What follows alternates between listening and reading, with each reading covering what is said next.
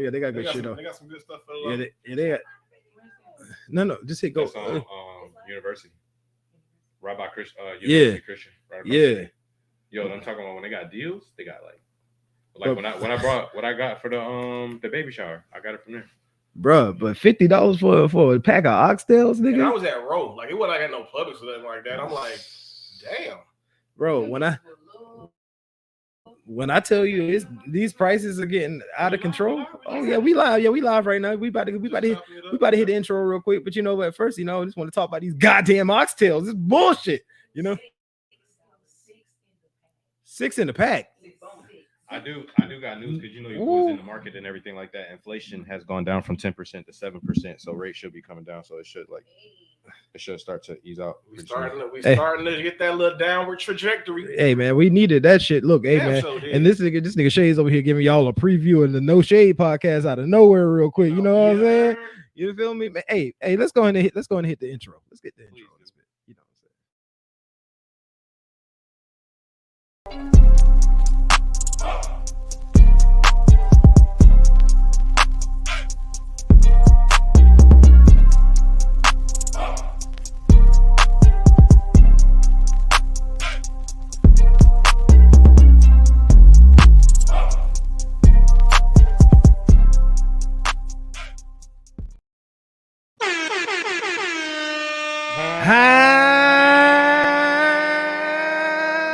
What's good, homies? Welcome to episode 106 of Homie Studios. It's your boy STT, GREAT, joined by the homies. Wow, I'm spitting.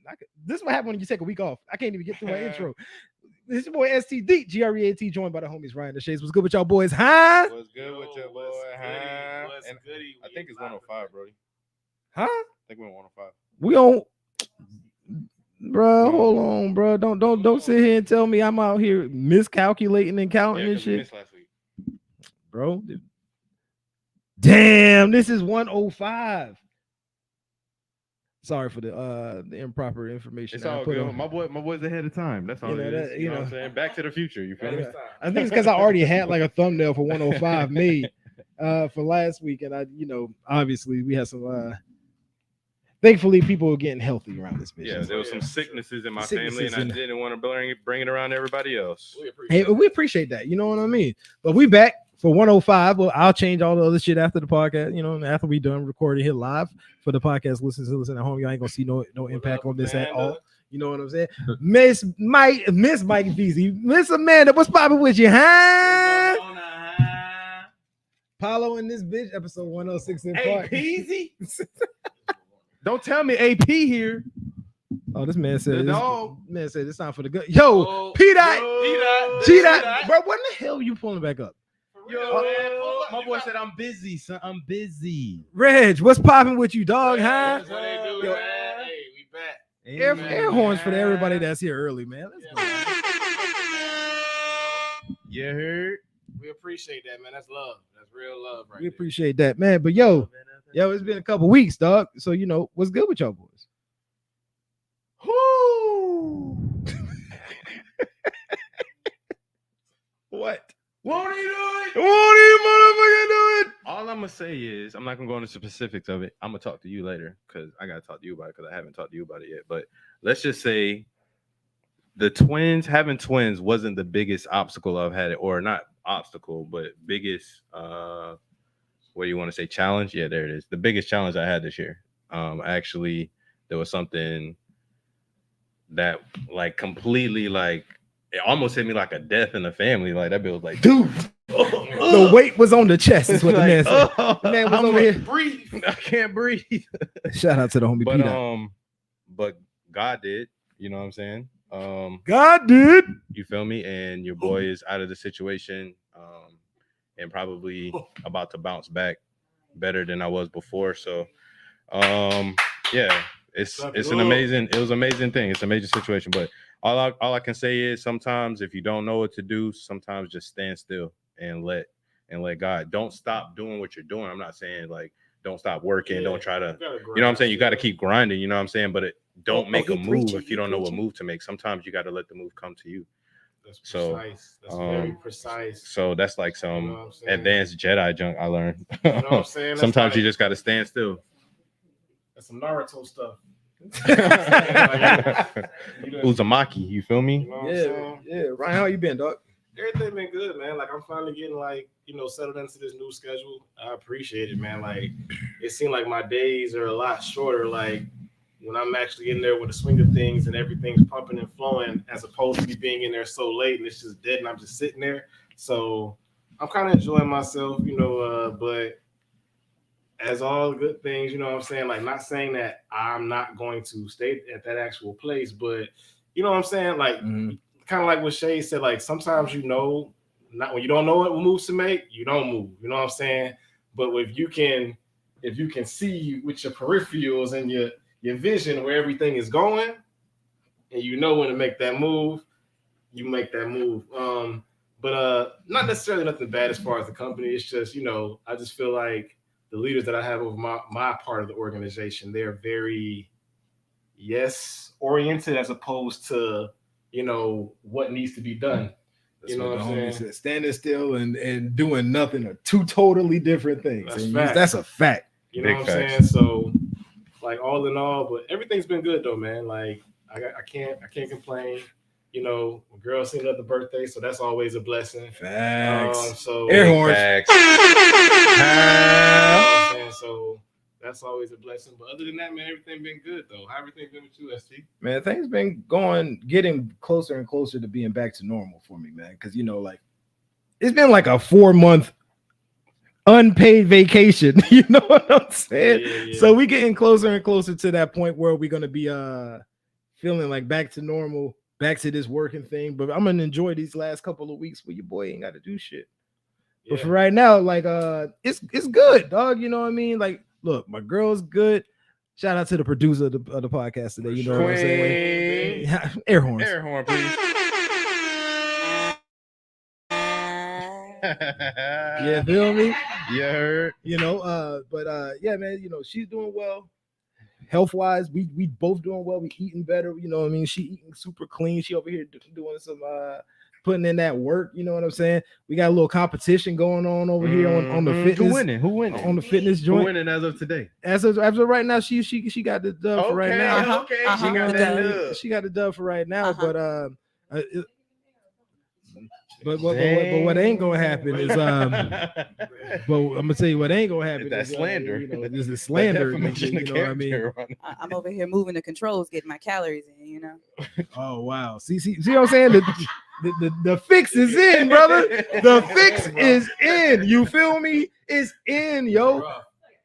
But no, man. Other than that, though, your boy been putting in that active work in the gym as much as I possibly can. Some days I feel too run down, and as I'm realizing this because I got a calorie deficiency on some days where, like yesterday, like I burnt 1,700 calories, nigga. But did you replace it? Bro, I probably ate like 1,100, 1,200 calories yesterday. You know what I'm saying? Yeah. So like that's where the deficiency that started draining you, and I gotta start make sure I keep eating. You know what I mean? Most definitely. So like that's kind of my toughest thing. But other than that, you feel me? Shit, we chilling, dog. Chilling over here, huh? Dog. Thanksgiving right around the corner. You know the Viva. Y'all staying in town? Oh no, we going to the mountains, dog. You going out of town for Thanksgiving? We rented. We rented. Oh, that's dope. We rented a spot up in the what's the name of the mountains? Appalachians. Lookout Mountain, right there on the edge of Georgia and Tennessee. Oh, okay. And it's gonna be so fire. And Mom's is coming. It's her like retirement present. Hey. Yo, she been talking about that for a minute, bro. Mom's retired in like on Thursday of next week. Ooh, you feel me? Yes. You feel me? That's major. Hey man, hey, shout out air horn to Mom Deuce. What's up? Hey, air horn to Mom Deuce. Miss Margaret. She been on that damn place for 31 years, bro. What you mean? It's time to go home. It's time to go home and enjoy the rest of your life however you see fit. And I'm very proud of you. That's real. You know what I'm saying? Yeah. Hey man, but yeah, that's it. Dog. For your boy, you know what I'm saying? You know what I mean? You know what I'm saying? You feel me? Yeah, he gonna drop it. I'm not. The boy said he got hands. Limited. Hands like a linebacker. Hey, yo, you feel me, Peach? Yo, let's go. You know what I'm saying? But yo, man, speaking of let's go, and it I don't know if y'all can see it here on the video. On the video, actually, you can't see it. Oh, well, you can see me anyway. You can't see these two niggas. But we all went to that. Took a little trip to the barber shop, right? Oh yeah. You feel me? You feel me? The mustache was. Yeah, y'all see the fade? I couldn't do it the other week, boy. Boy, that bill was. Y'all see the fade. You know what I'm saying? So yeah, let's go in this slide. Let's go in and slide over to that barbershop. Yes, sir. Yes.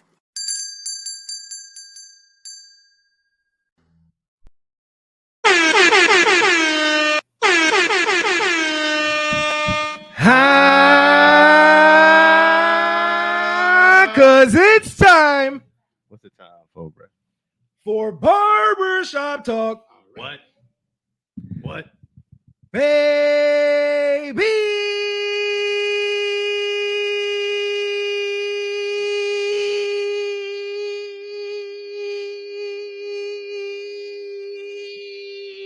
Y'all know the fucking vibes, man, huh? No. My cardio in. Yo, You know what I'm saying? stamina up, dog. stamina up. You know what I'm saying? feel me? Boy, what you mean? Boy, what you I can go I can go again. Boy, what you mean? You heard? You feel me? You someone with a cardio shouted. You know what I'm saying? Cardio shouted. Hey, you know the vibes. You know we here. Barbershop. It's Back in the Boy, day, boy, we ain't might been- would have fell out boy, for we- a couple of seconds. What? Madigan resuscitated. Bro, you wouldn't have heard nothing from me for another like 22 minutes, brother. You know what I'm saying? Let y'all get y'all shit off real quick. You know what I'm saying? Hey man, but we gotta start off this barbershop. And we weren't here to talk about this last week, so we must talk about it this week. The passing of Takeoff from the Migos, where I mean, initially the news was like he got killed over the dice game, but he wasn't even playing. He wasn't even playing, yo. And what was it? It was Quavo. Quavo was playing. So I mean, pretty much from the story that we know, Quavo was playing dice with Jay Prince Jr. You know what I'm saying? Mhm. So if for people who don't know, Jay Prince is the person who started Rap A Lot Records. If you know people like Scarface, the Ghetto Boys, Floyd Mayweather, you know, this is the guy behind the scenes that was responsible for getting them to where they're at. But Jay Prince is also known for being like, you know, kind of like mob royalty. You know what I mean? Oh, what you need, man? The torch. Oh, the torch. My fault. Where did But I'll continue, bro. My bad, bro. I'm over here. You know. Oh, here it is. My bad. Oh, God.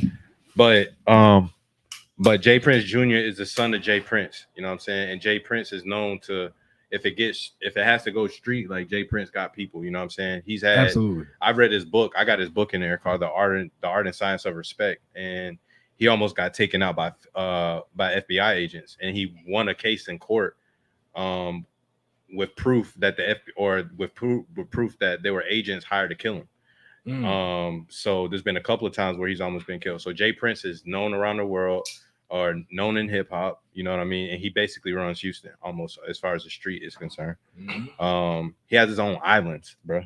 Not island. He has his own islands. So Jay Plural. Prince Jr. is his son. So And Josh Prince is another person too. Yeah. Another one. And Jay Prince Jr. is the person that is responsible for Drake. He's the one that brought Drake to Lil Wayne. So when it comes to Houston, and when you hear Drake in his music talking about mob ties, he's talking about Jay Prince. He also was responsible for the squashing of that Pusha T and Drake beef too. He's also stepped in. responsible. He stepped in there. He's also responsible for squashing T.I. and Lil Flip. Yep. Yeah. He almost stopped the beef between Tupac and Biggie. Almost did. But he decided to not lead it. He told Biggie and P. Diddy to get out of the city and not to go there. He said that's what he said. But long story short, getting to the story, what happened, just trying to tell you who Jay Prince Jr. is. Jay Prince Jr. is the son of Jay Prince. So Jay Prince and Quavo were playing the dice game. It said that Quavo was losing to Jay Prince Jr. A lot. by a lot of money. And I don't know if they was talking smack or whatever like that, but things started to get spicy. And then Quavo made a comment like, yo, let's leave up out of here for somebody to get hurt or something like that. Mind you, people were saying at the scenes that Takeoff was in the corner, not even like really even participating, wasn't even doing anything. He was just quiet in the cut like he normally is. Everybody knows that's his MO. He don't. A lot of people say that he don't gamble, he don't bet like that. Right. You know what I'm They saying? say he was the most reserved of he was all of them. exactly. Like, you can look at him and tell like he's the one that's like, even though he might be the youngest, he's the more mature of the three, in my opinion. Just I agree. He's my favorite one, honestly. Mine too, for sure. Takeoff was my favorite one. So we don't know exactly what happened as far as exactly what happened, but what said is that happened is when that all went down, Jay Prince Jr.'s bodyguard told Takeoff either to stay like shout out to the homie Rello. What's popping with you, dog? What's happening, bro? He told you can see it in the camera like he kind of had something in there, but Takeoff was kind of like in the cut. But long story short, the dude shot Takeoff in the back of the head. And then that started Quavo's manager to pull out his gun. He started randomly firing. They said he possibly could have hit Takeoff, but Takeoff was already heading down when those bullets came in. Mm-hmm. So, also another tragic thing that happened, the dude that, I mean, some people say it's tragic, whatever, like that. You're in that world, but the dude that killed Takeoff as of last week, he was found dead. Mm. So you can only imagine who was responsible for that. And then Takeoff's family, they wage war against Jay Prince. And I don't know if something got talking behind the scenes or whatever to squash it. Maybe, in my opinion, like me hearing this, it's like Jay Prince was probably talking to Takeoff people, and it was like, yo, it's gonna have, like, either y'all take care of it or we're gonna take care of it.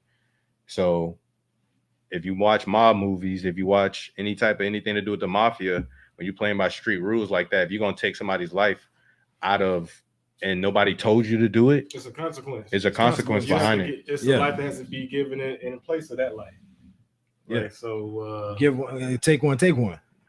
It's the best way to look at it, you know. And that's it's sad because like that permeates throughout our culture like crazy. You know what I'm saying? Reciprocity. Yeah, pretty much.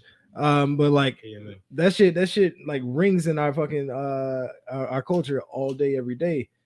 And like it's you're already ruined. One family has already been ruined. Now you ruin another family. And it's just constantly setting us back even further. So I want to have a real talk about that. Yeah, like, let's do it. Like, why, Rello? Why is the nigga in the wheelchair with that leg move not there no more? You need to tell us, because we've been sitting here going through this damn mystery for like what, a year and a half? A year and a half, bro. Something like that. Feel like shit. So yeah, fill us in, brother. PJ. Yo. All right. So my thing is, bro, within the community, our community, bro, I kind of feel like there needs to be like there definitely needs to be like a code like that. You know what I'm saying? If nigga, we trying to have a serious conversation.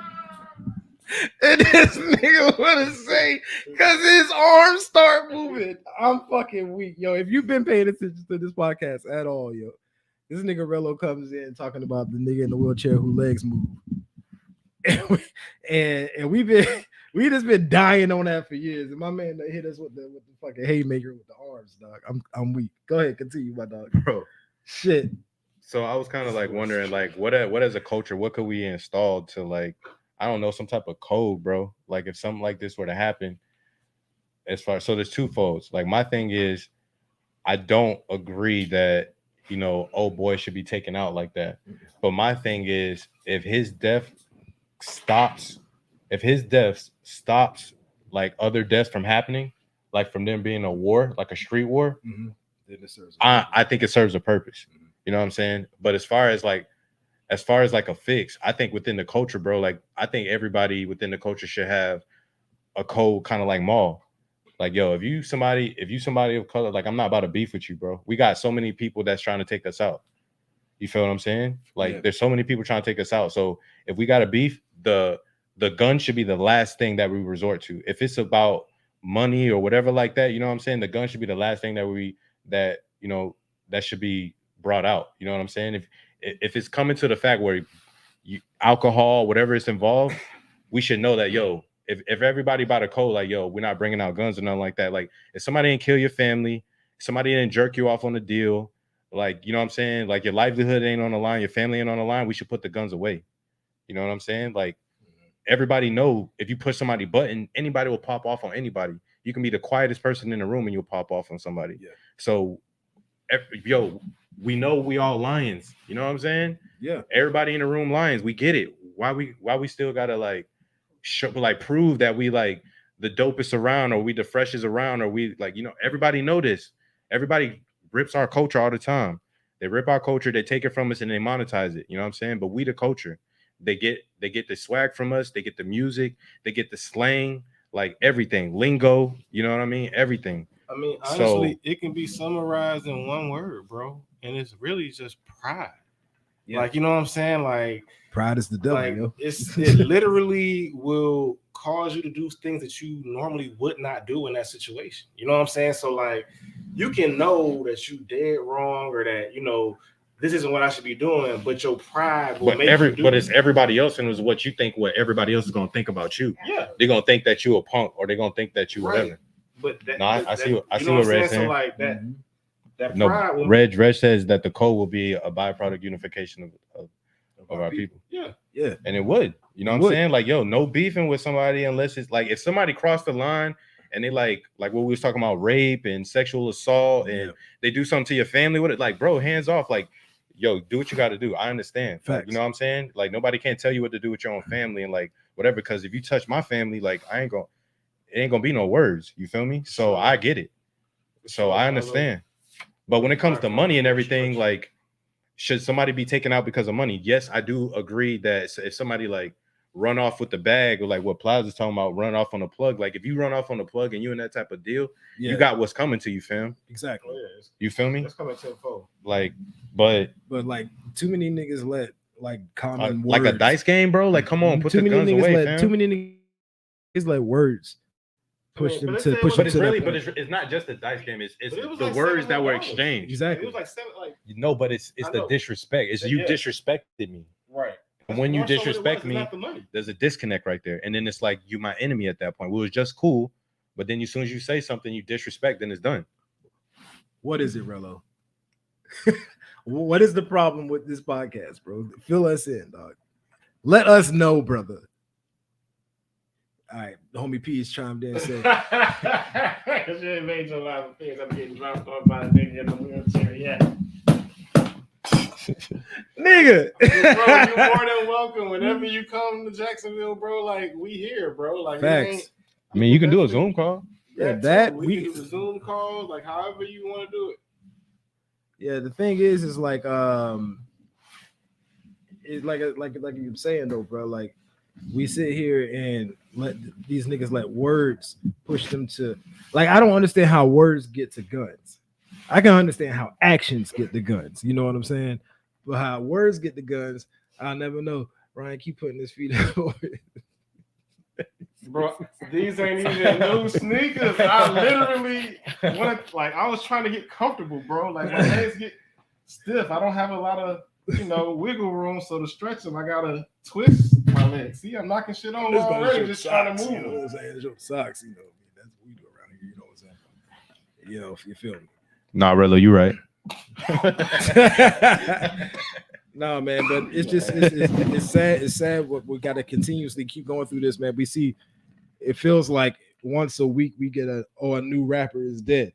Yeah. Like, this ain't like yo, and like there's such a gap between the young generation and quote unquote the old heads. You know what I'm saying? Yeah.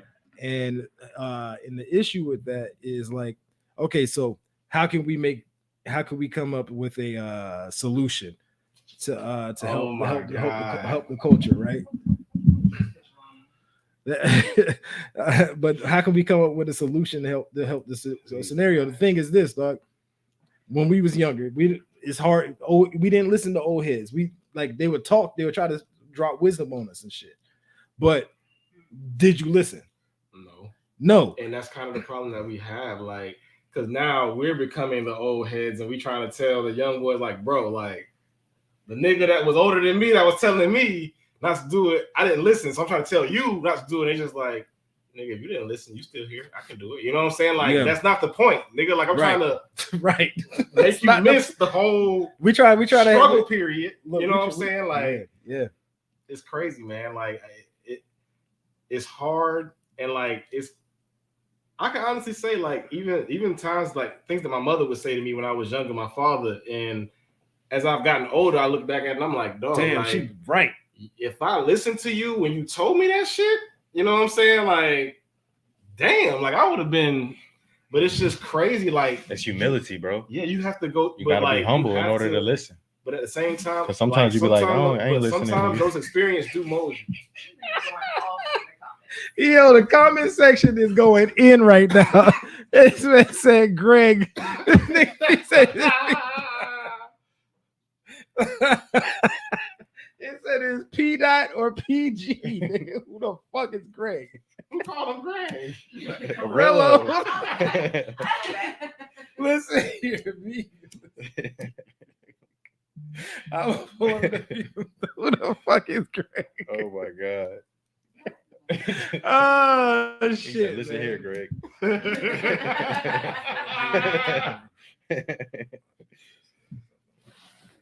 Oh, nigga.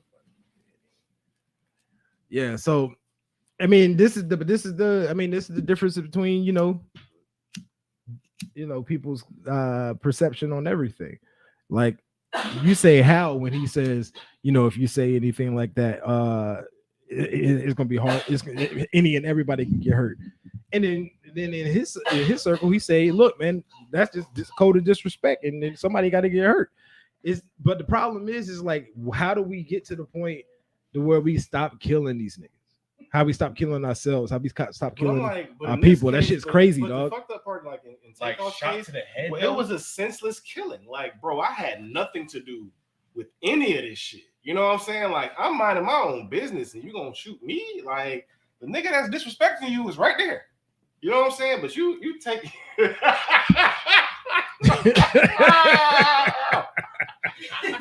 Nigga said, your mama named you Greg. I'm gonna call you Greg. Nah, man. Yo, boys. This whole topic, we have not been able to stay on. So, but I'll just say this, man. Recipes to take off. Recipes to take off.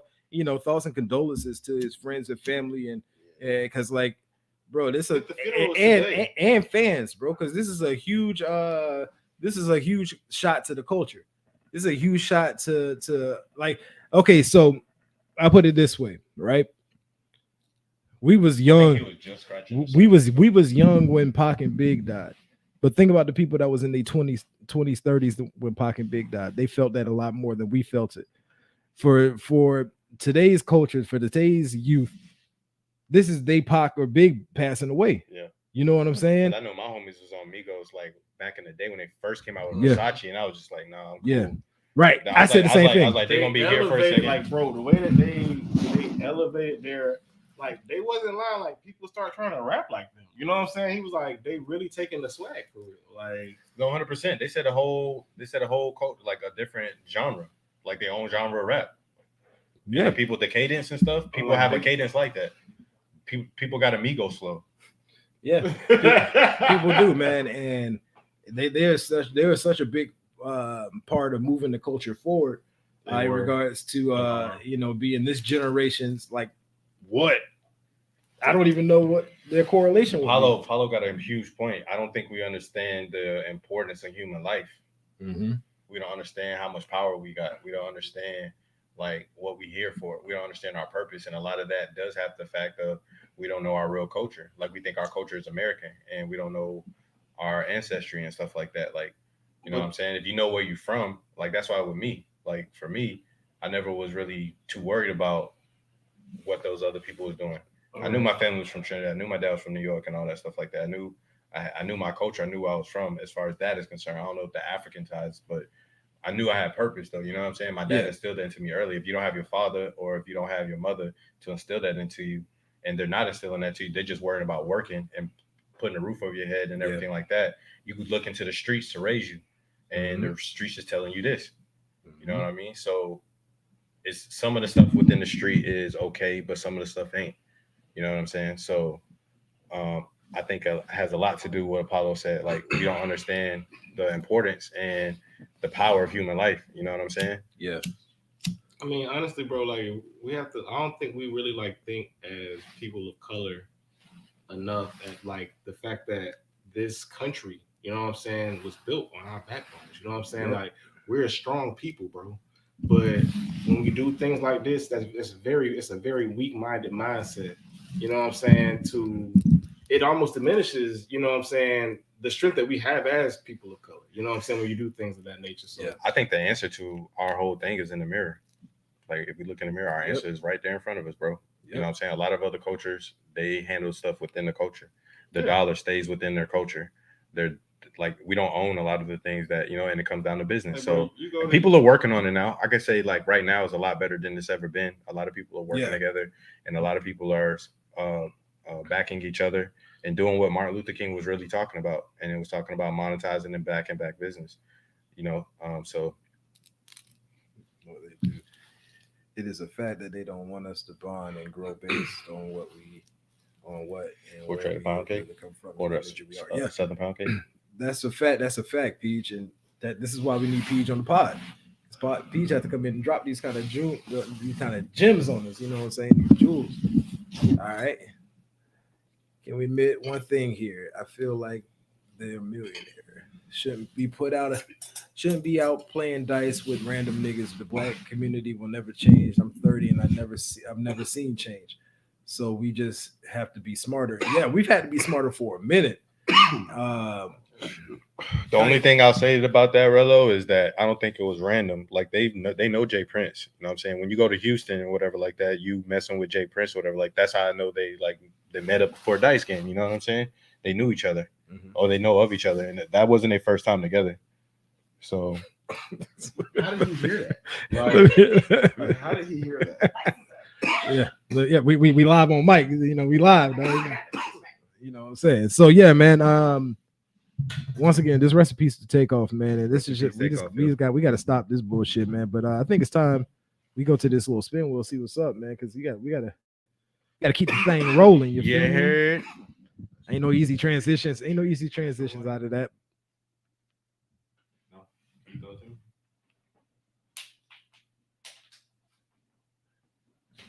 Oh, did that fall out? Okay, we're going back up to the other camera then. It's back up. Yeah. All right, try it again. Let's see.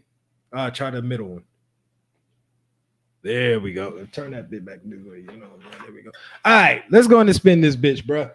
What we got, bro? Let's get this thing in there. We starting with the. I mean, starting with the NFL. Where you at? Switch it back. There we go. All right. What we got, dog? First topic of the day, bro. What we working with? What we got? Huh? This nigga still using all. Nope, I didn't. I did not use all the paper. I just used the sticky side. I did. Who was your player of the week last week? Which player you felt had like the best week last week? Oh man, see, you gonna player of the week. You gonna make me pull this up because I know somebody went fucking slap crazy. Somebody went ham sandwich. I mean, that's easy. I know who the hell it was for me. Who? Player of the week last week? Yeah. I'm just not saying not fantasy, not your fantasy. I'm just talking about just watching NFL as a fan watching the NFL. As who had the best performance last week? Who's your player of the week? Joe Mixon. Is that universal? Yes. Thank you. Very much so. Like 5 tutties?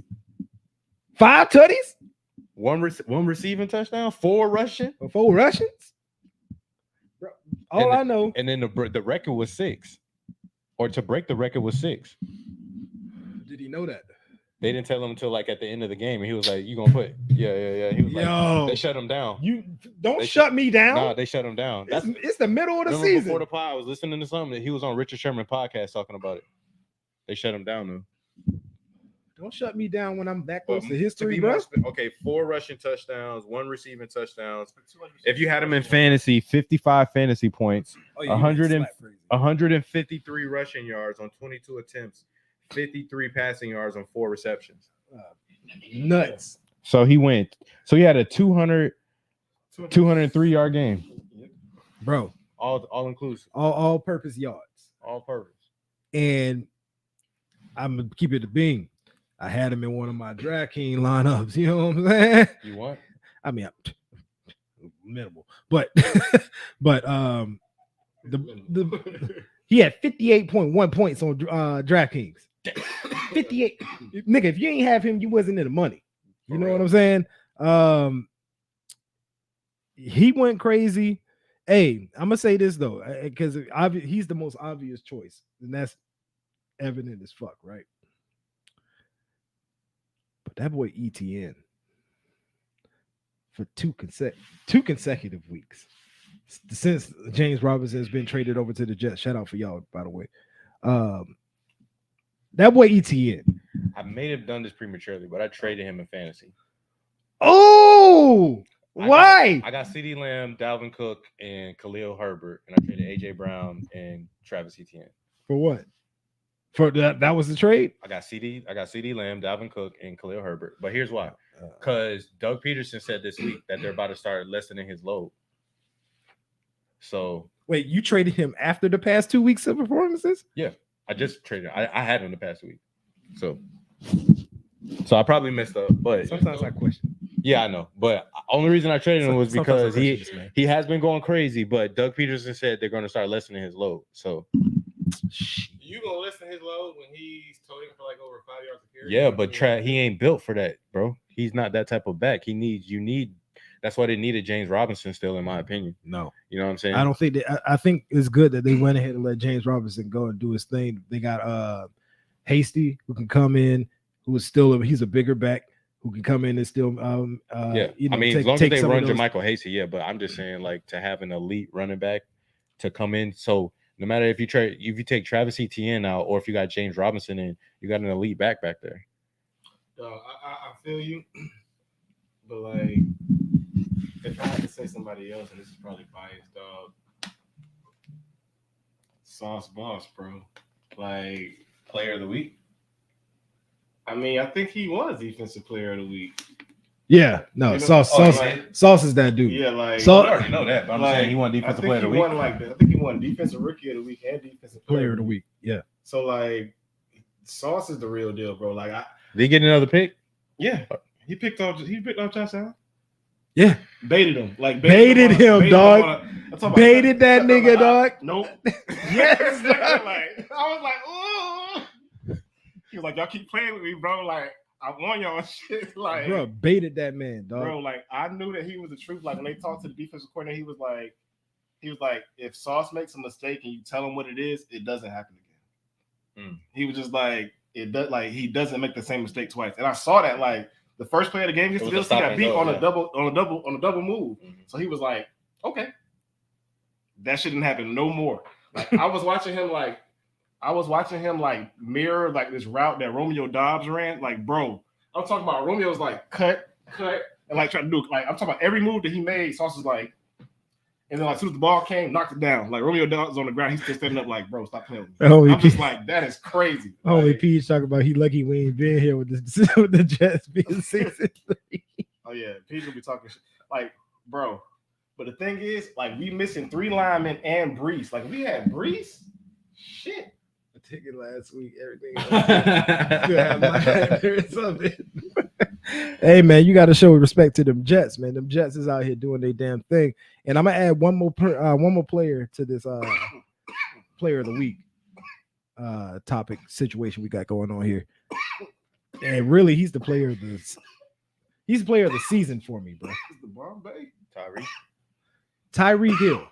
Oh yeah, he's gonna have 7 receptions. I mean, we got a 143 yards. bro. We in the got a tunnel. thing in there, but I think we should just talk about it. Let's do it. because we don't get into Let's it. do it. Because the homie got more yards than team's whole wide receiver group. He's on Yeah. pace to break Calvin Johnson's record at 16 games. We Yeah. got 17 games. Yeah. He's on pace for 2,000. He's at 1,100 right now. He's done this with Teddy Bridgewater, Tua, and that other name I can't think of for the Dolphins at quarterback. Oh, Bro. Skylar Johnson. Skylar Thompson. Skylar Thompson. Yeah. He's doing that with I don't know how 3 different quarterbacks. And the crazy part is like we talk about that, right? But Jalen Waddle been balling too. Like the fact that they got that was the best trade, nigga.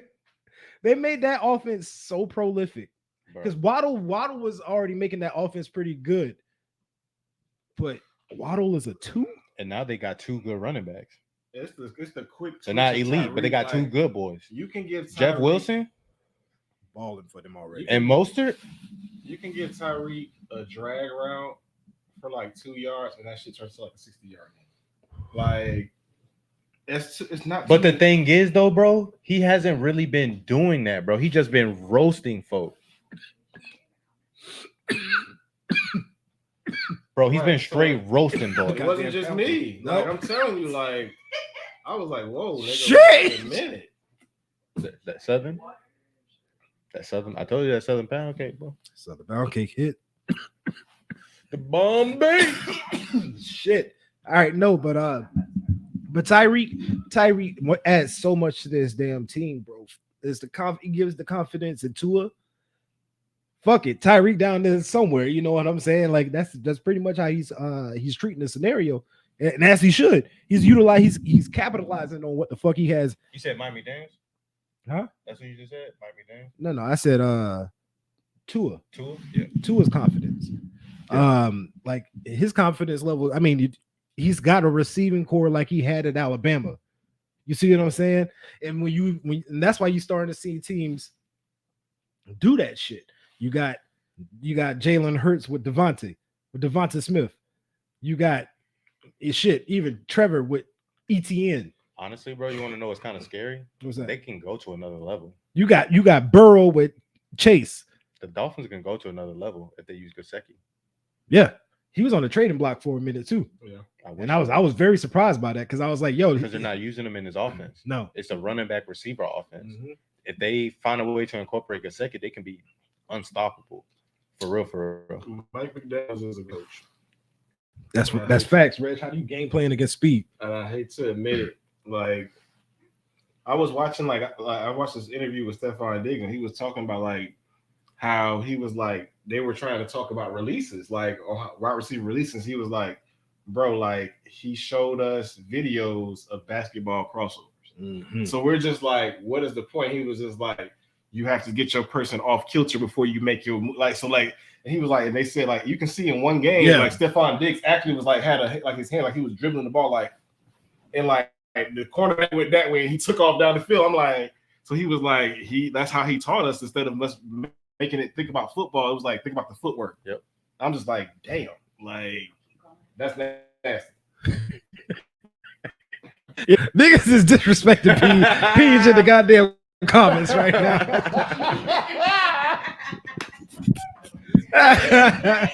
Dang, once they learn the government is a wrap. God dang, bro, you better change your Facebook name to this P Dot. You know what I'm saying? First name P, last name Dot in this bitch. Yo, all right, man. Let's go ahead and go to the next little spin, bro. Let's get it.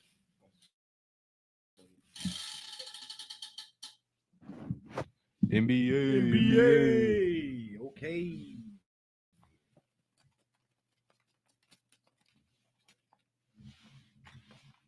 All right, what we got? Oh, good. Kyrie suspension. Oh, this is exactly what Red's ready.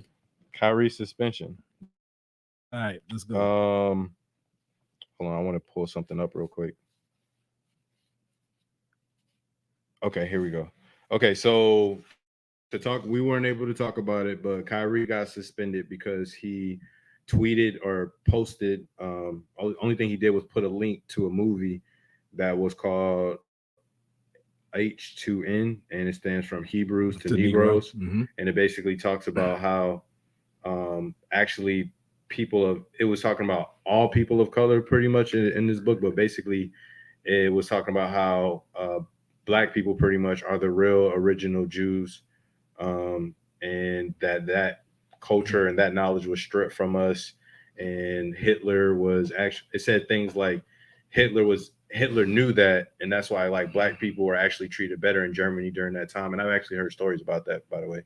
But Hitler was basically trying to rid the world of the evil, necessarily white Jews that control the media and whatever. So it had a whole bunch of fallacies in there.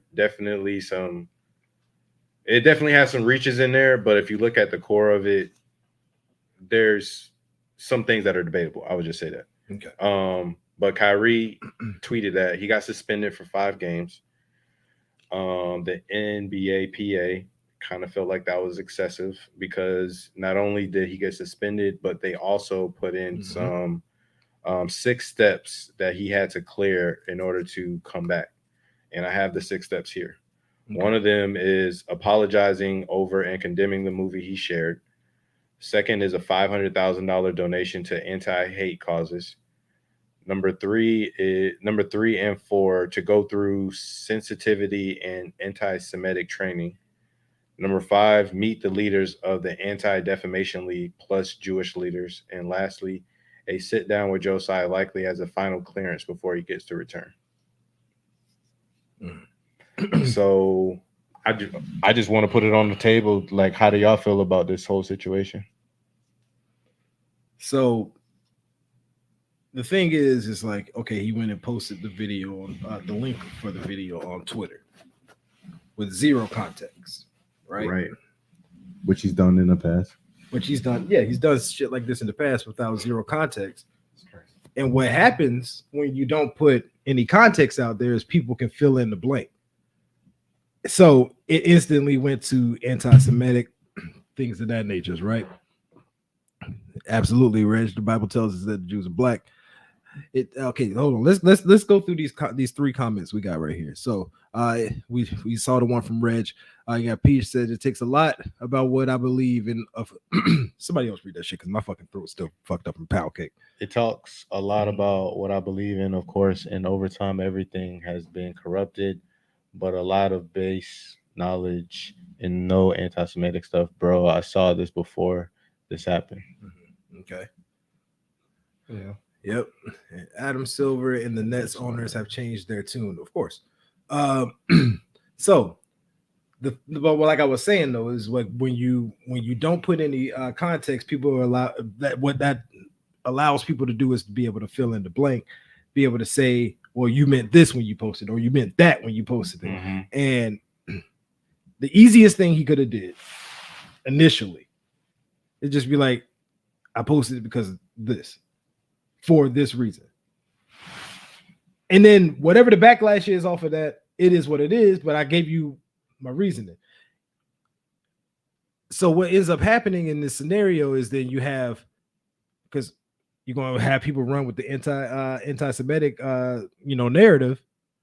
Well, if that's the narrative, guess what a lot of these owners are? Jewish. You know what I'm saying? So then, without them even fully knowing all the information, Just a negative. It's just a negative connotation on the anti-Semitic shit. They're gonna run with that, and now you putting yourself in a spotlight that you don't even want to be in, that you didn't have to be in if you'd have just put some context of why you posted it. Then it went to the point that when they ask you, "Are you anti-Semitic?" you won't answer directly. That's not good for you, bro. Just either say yay or nay. Yay or nay. The thing is because like when you don't answer, guess what people get to say? Oh, he's anti-Semitic. He just don't want to say it. You know what I'm saying? Yeah. So then you get to that point. So then you didn't answer that one. I think Kyrie put himself in too many situations where it was so easily resolvable with just simply stating his intention. Yeah. Like whatever your intention was, I ain't here to judge. But what I am here to say is like, dog, don't then be like, well, the media is gonna say this, and this. Well, then stop the media from saying it by saying what the fuck you meant. And then just leave it alone. And then let it be. You know what I'm saying? Because my thing is, Kyrie is smart, so just play the game then. Yeah. Then play the game. Like, stop whining about it. You in there, you're making millions. You know what I'm saying? Then play the game, bro. You know what I'm saying? Play them. I know it's harder. It's easier said than done, but I'm saying, like, my thing is like how Anthony Edwards interacts with the media. Like Lamar Jackson, Jalen Hurts. They're in control. Like, they know what you know. They know what you know, but look how they act with the media. They know the media ain't their friend. You know what I mean? But it's like a professional mask. You got to put that professional mask on and play the game. But Kyrie just wants everybody to know that he's so super smart, and he knows, like, we know you're brilliant, bro. And yes, what you saying, Reg, is true. And he said he asked how could he be anti-Semitic if you knew my background, which is pretty much what he was trying to get at with posting the link. But the thing was, it's like, okay, so when they say, "Are you anti-Semitic?" No. Boom, done. You could have said no. How could I be anti-Semitic? But you just said, "How could I be anti-Semitic?" Bro, just say no, and then roll from there. You know what I'm saying? Yeah. Or say yes, and then roll from there. Whatever your response is, but don't leave it out in the air because you just keep leaving the media to be able to fill in the blank and put it in columns. Yeah. You see what I'm saying? You are actually handing them more ammo than if you would have just answered it one way or the other. You know what I mean? And like for me, that look, Kyrie, however you believe, we can't force people to believe how we believe. You know what I mean? Right. We can't force that. We can't force people to not be racist. We can't force people to not be anti-Semitic. We can't force none of that. And I mean, but what we can do is, but what can be easily said here is say, yo, nah, this not what my intentions was. My intentions was this. Boom, done. This is a done story after day 2, my nigga. Now, this story is still going on, and we were supposed to talk about this last week. You know what I'm saying? But if you would have just came out and said what the fuck you had to say, the reason why you posted is done. And now it's dragging along. Now, and what it's doing is completely overshadowing the fact that Steve Nash gets fired. They might have went for Ime Udoka, but then they went to another. It overshadows all of that. It even overshadows the fact that the Nets have been balling. Yep. You see what I'm saying? Because we got to sit here and still talk about this fucking Kyrie bullshit 2 weeks later. That's how I feel about Kyrie gotta learn how to stay. That's how I feel. Just stay out of the way, bro. The problem is that they're trying. How you feel about it, Ryan? Anti-Semitic is believing in I kind of hit all the points. Like I kind of felt that I feel like he's just like I feel like his response was enough to me in a sense though. Like no, he didn't say no or yeah, but like regardless. Like I kind of seen like I saw something with Farrakhan was just talking about like this is basically modern day slavery. You know what I'm saying? Like they'll take the strongest slave and break him down in front of everybody just to make everybody be like, oh, I don't want to get out of line. You know what I'm saying? So he was just like, in this point, like they're just making an example out of Kyrie. It ain't even got to be as bad as it really is. They're making an example out of him. Like you can't come in here and just feel like you can say whatever you want and there's not gonna be no consequences. And they're trying to make everybody else like just see that. Look, they broke him down as great of a basketball talent as he is and make him untouchable. What they think he'll do to you? You know what I'm saying? But them doing what they did based on just a tweet kind of proved this point. Same thing with Kanye. Yeah, it's kind of proving their point of what they're talking about. Yeah. It's absolutely proving this point. Like, I'm not saying that his point isn't valid. Because my thing is when you talk on validity, like when I look at the facts, like you already know me, like I'm a realist. Like I don't want to be in no delusional world. You feel what I'm saying? So when I like Reg said earlier, like I read the Bible and I've researched behind the Bible on other things as well. You know what I'm saying? Just to make sure, just to fact check the Bible, fact check certain things, and it does say in the Bible, like, okay, so my first thing is this whole thing about black people being Jews and everything like that. The reason why it makes sense is black people populated all of the earth. You know what I'm saying? So in the Bible, you'll hear it say that Jesus was about to be killed by Herod, which was the person that was running Israel at the time, whatever, like that. Where did he go? Where did their family go so that they can hide? They went to Egypt. So how would you be able to hide in Egypt and nobody know like what's going on? You had to be whatever. Also, later on in Revelation, the Bible says that when Jesus comes back, his hair is white and everything, but his feet are bronze, like if held to a furnace. Like, you know what I'm saying? Right. So like, what are we talking about here? His hair is curly. You feel what I'm saying? His hair is like wool. That's how it describes it. As described, yeah. You feel what I'm saying? So I agree to a certain point with people like Farrakhan and people like what this thing was saying. There is validity into certain things, but when you go to an extreme, now as far as what they're saying, like as far as Jews running the media and everything, I mean, that's like that proof is in the pudding. Like you guys are the owners of Viacom and like NFL teams, and 70% of the billionaires in America are Jewish, and all this stuff is facts. You know what I'm saying? So them doing what they're doing to Kyrie is actually just proving this point, in my opinion. However, Kyrie, you should know better than to post something like that on your Twitter. And in my opinion, I'm not saying he deserves this, but he needed to get slapped because you need to maneuver a lot smarter than what you maneuvering, bro. You know what I'm saying? You need to maneuver a lot smarter than that, bro. You need to get a publicist and you need to actually move in the community. Stop putting yourself up to be killed like that.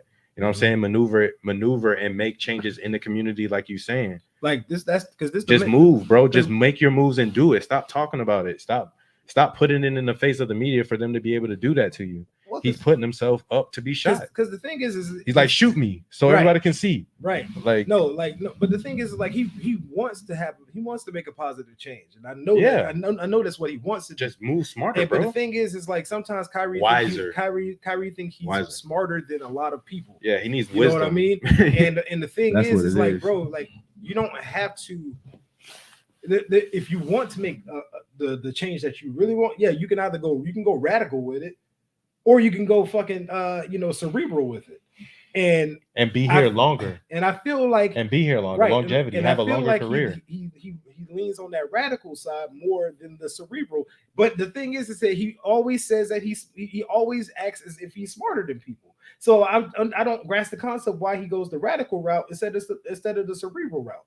Like what's Peach saying here, bro? That's not working though. I'm not mad at these people for trying something different, and the attempt backfired. That's okay. It's not easy. It's not easy. They literally making it harder. See, for me, like I just look at it like, sure. He can go at it however he see fit. But if you really want the message to get across in certain ways, I think sometimes your backfire. What you're trying to do is backfiring, and you can make your mistakes on when you're trying to get your message across. But at the end of the day, you still want to get your message across and not have it be muddled. You know what I'm saying? Like Reg, bro, I see what you're saying, bro. You feel what I'm saying? But we don't need no more martyrs, bro. We don't need no more martyrs. We need them to continue to be where they're at and keep progressing. Kyrie Irving's very close to being a billionaire. So if we can have another billionaire that knows what the freak is going on and that can get other people in place and start doing certain things, possibly be one of the part owners to own a business or to own an NBA team. Now, if he tries to go do that in the future, they're not going to allow him to do any of that. You know what I'm saying? Like nobody is going to, and some people within our community is probably not even going to do that.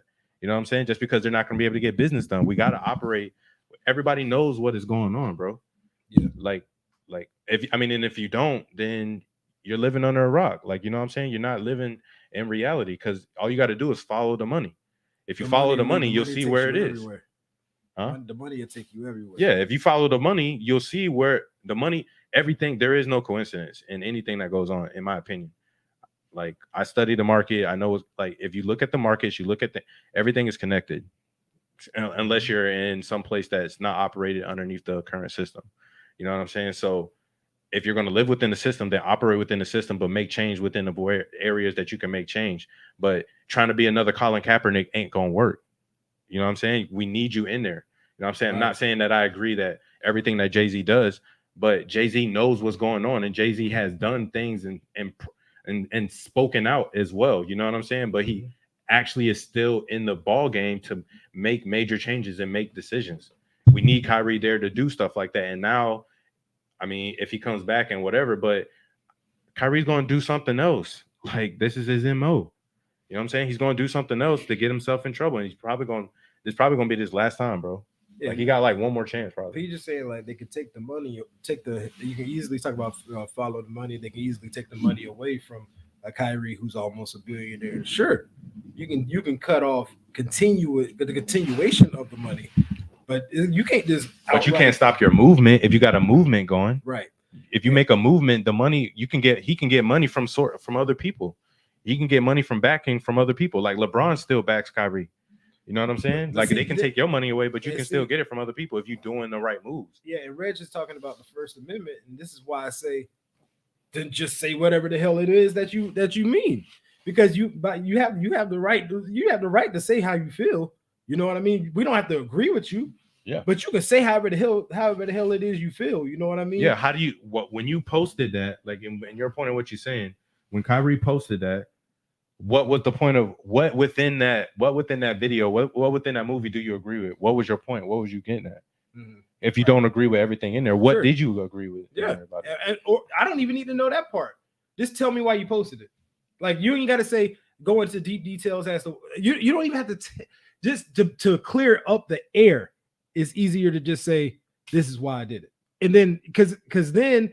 You can then actually get back to what your actual the purpose of this whole thing was.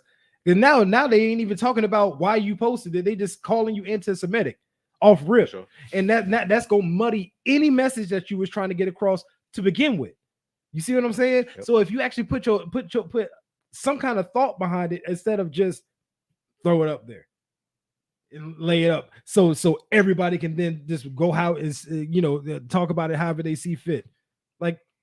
Bro, you didn't set yourself up in a positive manner. You know what I mean? Like you really put yourself behind the 8 ball because now look what it's turned into. You know what I mean? Yeah. Like, so I don't know, man. I don't know. Everybody gonna have their opinion on this, and I can't tell anybody their opinion is wrong or right on it because you have the right to feel how you feel about shit. But nah, like he could have made this so much easier on him. Okay, what else we got before we get over to this next topic? Let's see. What movie, what documentary have you ever heard of? What friend have you had? What relevant movie? I'm not sure what Reg is talking about. That's okay. We gonna. If he said I posted it because I thought it was interesting, would that be accepted? It totally could be true though. That alone, I'm gonna be real. If he would just have said, "Yo, that's interesting," because I found it interesting. They could be like, why did you find? I found it interesting. I don't have to divulge my views on you, but I can say, I found this to be highly interesting watch. For sure. And you can gather whatever information you want to gather from it once you watch it. Yeah. But I found pieces of it interesting. Yeah. What pieces? I mean, we ain't got to talk about. I understand where PG and Reg is coming from. Like, it's your First Amendment. You should be able to post what you want and everything like that. Absolutely. But like guys, like. We know what it is. Right. We know the game. And we know that Kyrie, out of anybody, is underneath a microscope. So you got to maneuver a certain way. You got to maneuver a certain route. You know what I'm saying? And like what ST is saying, if you're going to just post something like that, like you can't just post it and just leave it there, because that means that, I mean, for me, just me thinking about it, that means you agree with what this thing was saying. Yeah. You know what I'm saying? Now, you can't even pick and choose. Like, yo, I like this piece or that piece. You didn't really give anybody any room for that. You just posted that movie. Mm-hmm. Like there was nothing else. Not saying that you have to, but when you post something like that and you're under a microscope like that, you're leaving a room for people to put these views on top of you. So let's push this forward. Do you think Kyrie's gonna do all 6 of them shit? I think the NBA PA probably got some of that stuff like waived. Maybe like I don't know about the money thing, but I would probably say him meeting with Jewish leaders and having a conversation with them, and I think that would be good for him. You know what I'm saying? Because he's going to expound, he's going to give the knowledge, that he has and what he's talking about, and then they're going to give it their knowledge, and they're going to have a discussion about it. You know what I mean? Page, you know why the other shit ain't covered like this, because first of all, this ain't Kyrie's first time being a quote unquote martyr. You know what I'm saying? Like, this is not the first time why he's posted some random. And it's right after Ye. It's not like he didn't already post random ridiculous shit in the past about all different types of things. Yeah, right after Ye too. It's like hot, fresh on the this is hot. So that's why. I mean, look, we know what it is. First of all, he's one of the biggest players in the league. And when one of the biggest players in the league, look, people come just to see him play. What was old boy from damn, he just went to the restaurant. I can't think of his name. We talked about it on the pod before. He was with Miami. He was online and he got caught saying the N-word. Got caught saying nigga on while playing online, and then he's going out of the league. And you know why you didn't hear much about it after he was pretty much blackballed from the league? Because he wasn't nobody of importance. That's why. You know what I'm saying? Like, I ain't know that. We talked about it on the pod. I just gotta wait for Ryan to come back so we can get the name, because the name is escaping me right now. I don't know why it's escaping me. Ryan, what was the Miami Heat player that got caught on playing online and said nigga online? Oh, you talking about Miles Leonard? Miles Leonard. There it is. Oh, Miles Leonard for real? Yeah. Like that's word. Yep. You're right. Like, look, the reason we ain't talking about him, because he ain't nobody. Kyrie is a big somebody in the league. That's why it's gonna be covered like that, man. And it's a double standard, but it is what it is. Like we would like, yeah. Is it right? No, but it's the game we playing. The one thing I would say that's an over exaggeration. Like, I didn't really find it was a Jewish slur he used. It was another Jewish slur.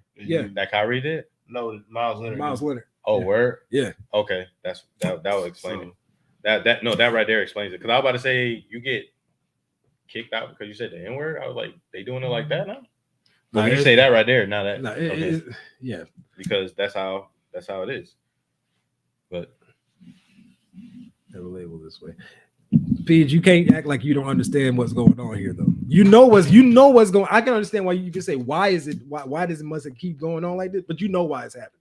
But I don't really feel like he said anything that should cause a reaction like that. It's not like he said anything like negative, like, oh, I hate them, and like this way, you know what I mean? But it was just talking about some truths that some people don't like. Yeah, man. Unfortunately, once again, that's what happened when you let the people fill in the narrative. You know what I mean? Yep. So let's go ahead and spin the wheel, brother. Let's get to this next one. The LOL, the chuckles and shit. The chuckles. Let's see what we got. Ryan. Why I always got to get them when they stuck the damn yellow? Why you always got to complain? Because they always stuck the damn yellow. God damn! Like, and you use the whole damn piece of paper. No, I did. Big ass piece of paper. It's just two stuck together. Yes, I did. My bad. It's a whole piece of paper. What we got, dog? Camera caught Mike McDaniels telling Justin Fields to stop running for first downs. Mike McDaniels. Hey, hit play on that thing. Let's see. Let's take a look at this. First down. Fields through the air, 12 of 16, 96 yards. He picks up 8 and a flag. He didn't get caught saying, "Hey, stop running for first down. Stop, please." Because I know nobody expected the Bears to hang with them Dolphins like they did on Sunday. Boy, what? Hey, Justin Fields finally starting to. I was waiting on it to happen. I knew it was gonna happen. I just was waiting on it to happen. Man, you gotta pull up to the pod, Peach. That's what gotta happen. We have pods for this, nigga, but you ain't here. We could have been having that combo right now. Right. No, I think me and Peach gonna have to just Got one of these him. days when he just pull up to the crib midweek. We're gonna have to set 2 microphones up, set a little camera up, have a midweek Peach pod. You know what I'm saying? Like just just little let him get his shit off real quick. You know what I'm saying? No, for real. But no, Justin Fields, bro. Finally starting to turn that corner. Look, we ain't see it last year at all. I don't know if y'all saw any of it from Justin Fields last year, but I didn't see any from last year. This don't shock me. Look, whatever. You can see This do not shock me, bro. I can see here. I can see it. I can point out good plays that he made during a whole season, but he was nowhere near consistent enough to say, "Oh yeah, I can see him hanging for the whole game like that." He was completing single-digit passes in games. Like it was like 9 completions, right? And shit. Like don't shock. I'm not shocked at all by this. So I'm just gonna say I'm not shocked because I mean, like I said, I seen him when he came in there. I like his I like his intangibles. I think he's a good leader. He obviously has the wheels and everything like that. It was only thing I'm worried about with him. He needs to have like a Jalen Hurts. He needs to go work with Tom House like Jalen Hurts did. He needs to work on his mechanics. Man, Peach said last year that boy Justin Fields looking like trash. Boo boo. Yeah. No, I mean you can't say that, but I'm just gonna say that. But this doesn't surprise me. He's only scratching the surface because once he gets his mechanics better, I think his mechanics are off a little bit. Once he gets his throwing motion better and a little bit cleaner, I think, and then they get more pieces. You know, they got Chase Claypool now. That boy Mooney's a dog. They got Khalil Herbert. They got Komet at tight end. Yep. They got David Montgomery. The only thing they need to do is get their offensive line better. That's it. Yeah. If they get the offensive line better, been the Bills' issue, bro. The Bears, my fault. That's always been an issue. That's why Jay Cutler used to always get cut the fuck up when they never have a line.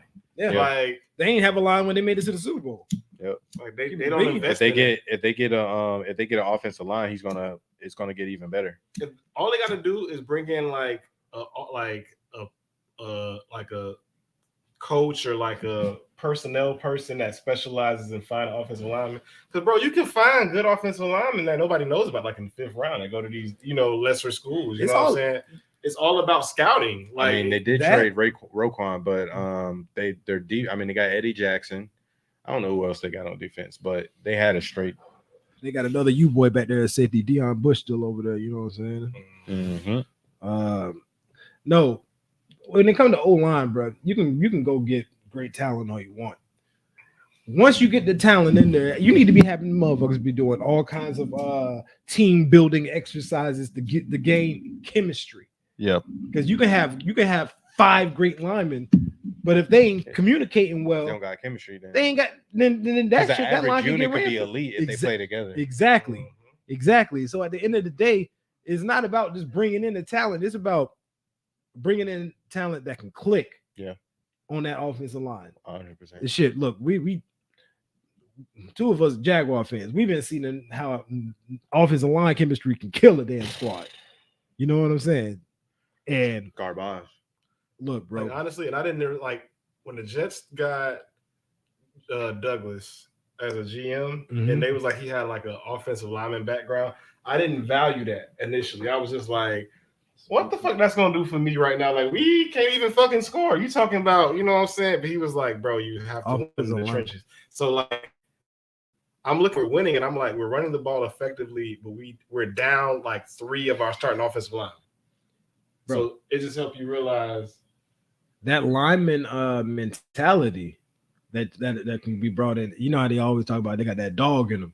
Yeah. The biggest dogs on the field is in the trenches. Yep. For sure. The niggas that actually got to fight all game, every play. Straight contact.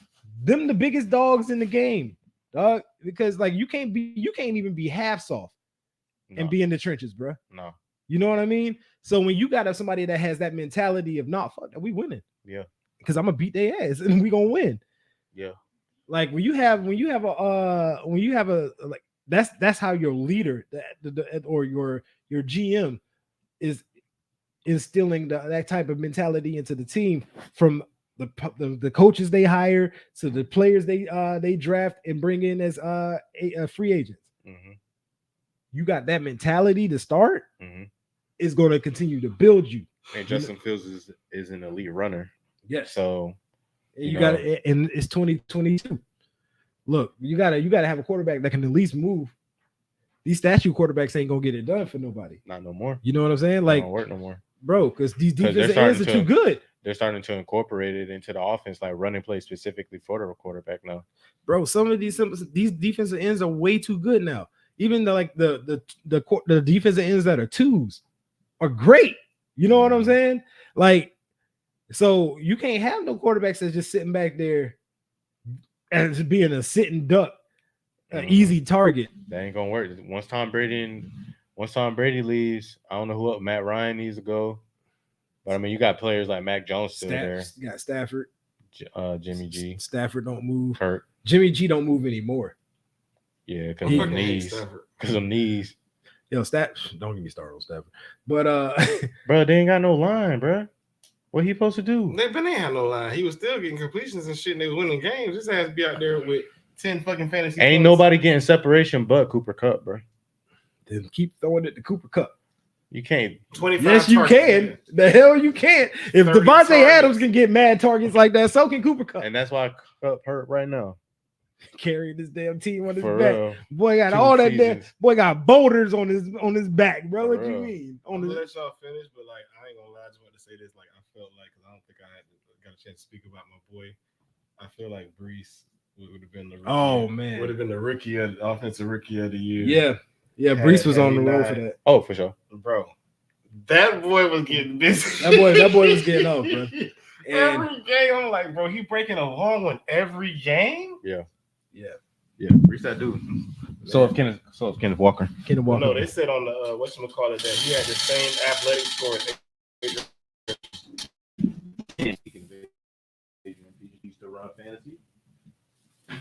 It's fantasy football time? Yes, sir.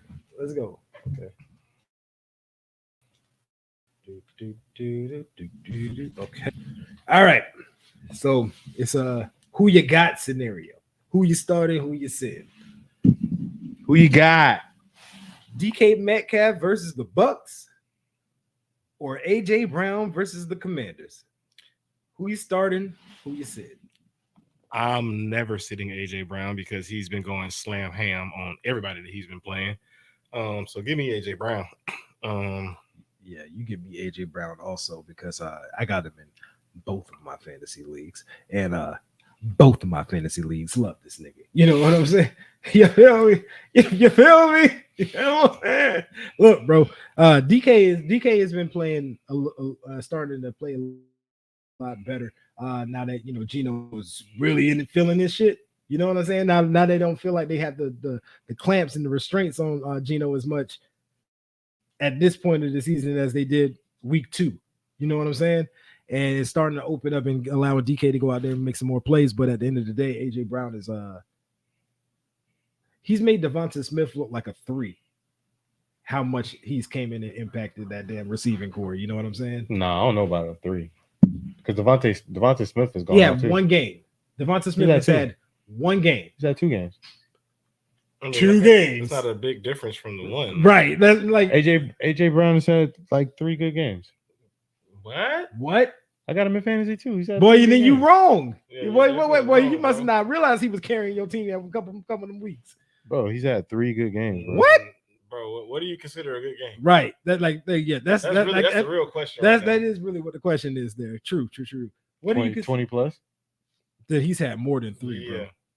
He's had way more than 3. Hold on. AJ Brown. At least 5. Oh, he is top 7. I mean, this nigga had the 40. I mean, so it depends on what league you're playing in, because in this league, he's only had the first game was 10 receptions, 155 yards. He went nuts. And then he had a 6 reception, 156 game with 3 tutties. He went 39 points. That's 2 games. But every game, I mean, he hasn't touched 100 yards besides those 2 games. And he has 1 touchdown in 1, 2, 3 in other games. Like he hasn't had over 20 points twice. So that's what I'm saying. He hasn't been like. I mean, he's been balling like consistent. Yeah. It's just happened. Just so happened that on one of those games that he had We just over went 20 nuts. plus, he had 43. Big facts. Big facts. Who are you taking, bro? I'm going DK. This man just want to be there. This man just want to be. Sometimes you feel like a nut, sometimes you don't. No, so here, no, I don't. So here's here's my reasoning behind it. The Commanders low key have a underappreciated defensive line. Their defensive line is keeping them in their games, and with Heineke playing, he's keeping them like I don't know. He got that Ryan Fitzmagic effect on the team. So I think Heineke does have that kind of effect on the team. You're right. Yeah, and I think that the defensive line is going to be a little bit of a situation for the Eagles. The Eagles are going to be able to manage it. You know what I'm saying? But that defensive line is going to make things a little bit more difficult, and I think they're going to be more run-centric. They're going to try to run the ball more in this game. Yeah. And I think he's going to have a touchdown, but I don't see him having like 120-yard game, you know what I'm saying? Unless he goes nuts. I'm not saying that he can't go nuts. He can definitely go nuts, but I don't see it going that route in this game. Over under on yards. I'm gonna say under 90, like 90 or below, and he'll have at least a touchdown or two. I'm gonna say at least a touchdown or two, like 90 yards. DK? No, AJ. I think DK can eat up on the Bucks because the Bucks is weak right now, bro. Mm-hmm. Like the defense is going to be on the field the majority of the time because the Buccaneers offense is suspect right now because it's not even Tom Brady as the receivers dropping passes. So so I think because of that, by the end of the game, like DK gonna have 100 plus this game. Okay. Yeah, I'm putting the over 110 for AJ. I understand why. It's not like I don't understand. But if I'm thinking of how this game is actually gonna play out, because you can talk about all that, but we talk about. Bro, he looked way bigger than what he is. Like he's 6'2", 6'3". Yeah. He looks 6'5". Like he looking real Calvinish out there. Like, bro, you know what I'm saying? He looks Calvinish out He there. big little boy and everybody. Like, look, bro. But if this game goes how I think it's gonna go, you know what was that? What was that? The 43 game where he has 156. Thank you, Reg. Oh, DK is definitely that dude. I ain't never saying anything to the contrary. But I think he might hit that 150 mark this week. AJ? Oh yeah. A bet ball on that? I said over 110. Bet ball? We can do bet ball, nigga. 110? But okay, so what happens if he gets between like 91 and 109? Because like you say he under 90. And I'm saying he over 110. So what happens if it falls in between there?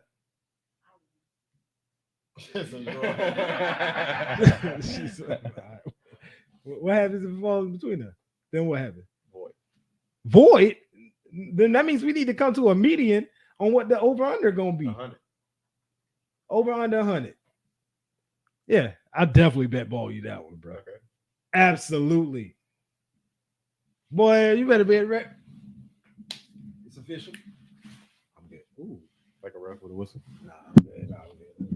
Bro, all of a sudden, fucking, I'm Hell's ice cream pulled up. What the hell is going on, bro? They're getting down over there. Is that Captain Jack pint? This is not sponsored, just FYI. Oh, we got fantasy again. Yeah, they ain't pay us to say all that. You know what I'm saying? So All right, I got another one for y'all.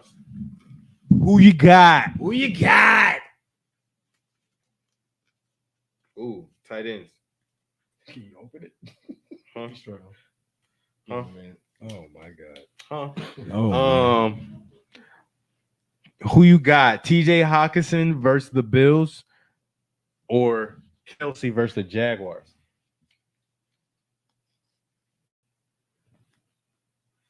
What? It's Kelsey and it's Kelsey all damn day. Okay. Like, who you got? You know the vibes. You thought I was gonna say somebody other than Travis. Get I'm just saying the Bills. Josh Allen ain't playing. What the fuck that got to do with the defense? I'm just saying. The defense may be on the field more, stretch it out. That what I mean. When you're on the field more, you get tired. Justin Jefferson, Kirk Cousins, Dalvin Cook, Hawkinson, Thielen, KJ Osborne, you boy. Big swag. I mean, ultimately, we know who the ball is going to. Justin Jefferson. Of course. So, like. But don't you think the defense is going to, my point is, don't you think they're going to harp in on Justin? Do you think that Kirk Cousins fucking care? Right. Has he cared all fucking season? No. But there's been a couple of games where Justin Jefferson hasn't produced. That's why I think they got Hawkinson. So if they do run into that, they're going to be able to eat him up. They could have already threw it to goddamn Thielen. I'm going Kelsey too, by the way. But I'm just saying why I put Oh, him in there. well then what the hell are we even talking about? I'm just No, saying bro. why. But This is what Kirk Cousins gonna look like every single time he looks over at Justin Jefferson. Play the video.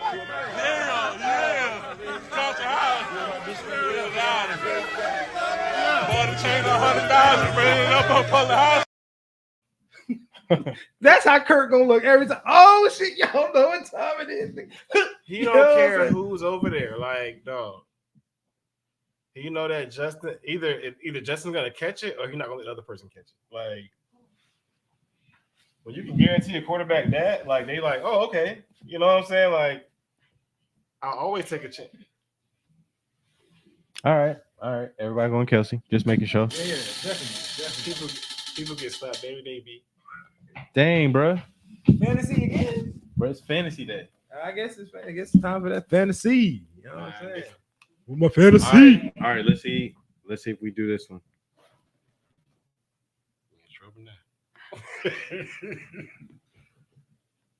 Justin Herbert versus the 49ers or Kirk versus the Bills. It's gonna be Kirk versus the Bills because, I mean, is any of those damn Chargers? actually harder. Is any of those Chargers receivers coming back this week? I don't think so. I don't think. I think Keenan might be coming back. That's hard. Simply I don't know because about Mike. Neither one of them teams have starting corners right now. Right. Like, That's But the Chargers ain't got no starting receivers. I chose this one because it's two good quarterbacks against two good defenses. I mean, but they ain't got they ain't got their regular corners in there. And both teams got something going on. The Bills not full strength. 49ers. Oh, but like the 49ers bringing back a lot of people. Like they said, they bringing back a squad. What's that boy? The corner. I can't Emmanuel remember his Mosley, name. No. Verrett. No, Verrett tore his Achilles. Yeah, he's out. No, I'm saying they got a bunch of people back though. Like I was just looking at it. They got I forgot homeboy name, but they got a starting corner coming back. oh yeah, like the 49ers. 49ers getting back. Debo, Jawan Jennings, Kyle Juszczyk, Dre Greenlaw, the linebacker, Elijah Mitchell, linebacker, Aziz Al-Ashir, offensive lineman, Colt Kavitz, and Jordan Willis is coming back too. That's not fun. So like they almost gonna be like on Full strength. strength, yeah. So like, might have to go. Might have to go Kurt. I'm going with Kirk. Yeah, I might have to go with Kurt on this one. Because look, when you ain't got your starting corners, 49ers coming too. I'm gonna tell you right now, you ain't got your starting corners, and you got Justin Jefferson on some backups, And the backup quarterback soon. backups. It's about to get ugly. Yeah, About to get ugly. I just traded for the boy. Oh, And I got. who gave up Justin Jefferson? I traded Saquon Barkley and Joe Burrow, and I got Justin Jefferson and Kenneth Walker third. Oh yeah, And I already had Jamar Chase. yeah. I had AJ Brown, Who's your quarterback?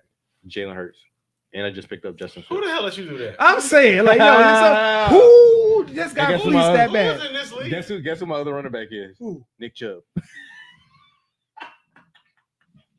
Which league was this in?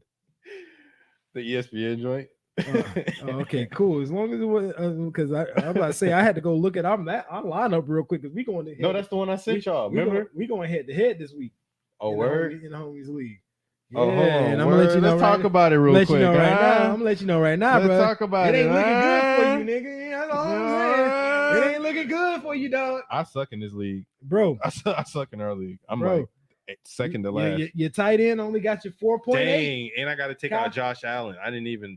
Kyle Pitts only got you 4.8 points, bro. Kyle Pitts has been a fucking disappointment. Boy, They ain't using them. do you have a backup quarterback, bro? Nope. Dang, this nigga said he got to go to the waiver wire. Go to real waiver quick. wire live on air. Oh, bro. Tom Brady's there. You know what I'm I'm saying? not getting Tom Brady. Yeah. Russell Wilson's there. I'm Russell- not getting no Russell. Tom, I'm Russ, Matthew about to get Stafford's Trevor, there. bro. You know, Derek Carr is I'm there. getting Trevor, bro. You know, Kenny Pickett's there. Pure cocaine. Pure cocaine. And you know, Heineke is down there, dog. You know what I'm saying? Shut up, dude. this nigga just added Trevor Lawrence and dropped Melvin Gordon III. Good. I needed a running back. Live on go, air. Let me Appreciate go. y'all. He said, no. He said, I need a running back. Good. I don't need Melvin. He been fumbling. Hey man. So All look, right. let's go and spin it. Spin this. All thing right, up. I'm We out. got- Mega spin, nigga. You almost landed on fantasy. I know, right? I said, do we even have any more? Nigga, do we have any? Yeah, Peter said he needs us a trade. Oh shit. All right. let me- Stupid ass. Bro, don't disrespect topics, bro. Trade disrespecting talk. the paper they own. All the trades at the trade deadline. All right. All right, we gotta talk about it. We gotta talk about these trades that happened, bro, Yeah, at we the got- trade we got deadline a because we little weren't graphic. able to. We got a little graphic to go with it too. So let's look at some of these, man. We got Lions deal Pro Bowl tight end Hawkinson to the fucking rival Vikings, bro. That's crazy. Like within the division. That's crazy. Okay. Bears acquired Chase Claypool. Dolphins acquired Broncos Bradley Chubb for first round picks and Chase Edmonds. They said, yo, you can take this nigga too. Boy, hot buns this year. Please. 49ers send Jeff Wilson to the Dolphins to replace Chase Edmonds, and he's already done so. Falcons deal suspended wide receiver Calvin Ridley to the Jaguars. You did. You know what I'm saying? The Steelers deal the Commanders disgruntled cornerback William Jackson. And then the Bills add to their potent offense, acquiring pass-catching running back Nakeem Hines from the Colts. There are other moves that have been made also, but what you think? What's the biggest one? I guess we're gonna talk about that later, but Yeah, we'll talk about that. but later. this is a lot of movement. I'm just saying, like, all of these is dope, but I think it's been a record too. The at the trade deadline, I think it was like 10 trades that was done at the deadline. That's the most ever in NFL history. Yep. So I think the one that we didn't talk about, Roquan Smith to Baltimore was crazy. That's huge.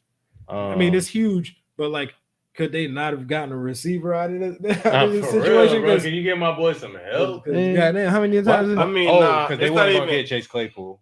The Steelers weren't gonna do that. like G crap though. But they like, could have used him though, Yes. bro. They- That's who Lamar needs, somebody like that. that, but at the same time, bro, like Lamar misses so many giddy touchdowns. Yeah, he did. He threw Like- behind old boy a lot. Like he just be missing a lot of passes. Naheem to the Bills is dope.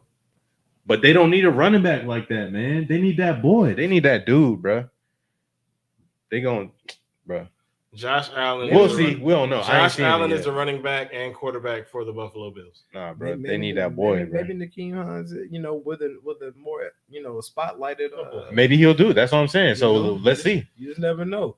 We Because he know got that bounce, bro. Look, we drafted ETN to be what he is, but then we ran into the James Robinson situation, and hey, I'm saying that's the type of back But then- that the but then- Buffalo but then- Bills but then- need. but They then need a it's- James Robinson type back.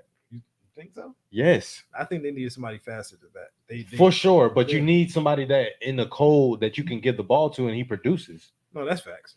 And to what I'm saying, to go with your defense, like you need somebody that's going to produce. Even though James Robinson isn't the fastest, he produces though. I agree.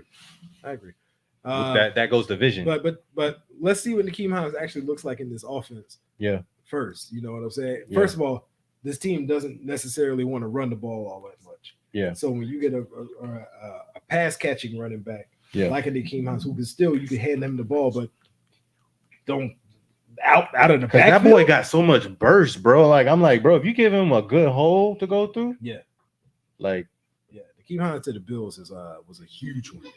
Huge. Yeah. We got one more left. One more left before the phone call? Yeah.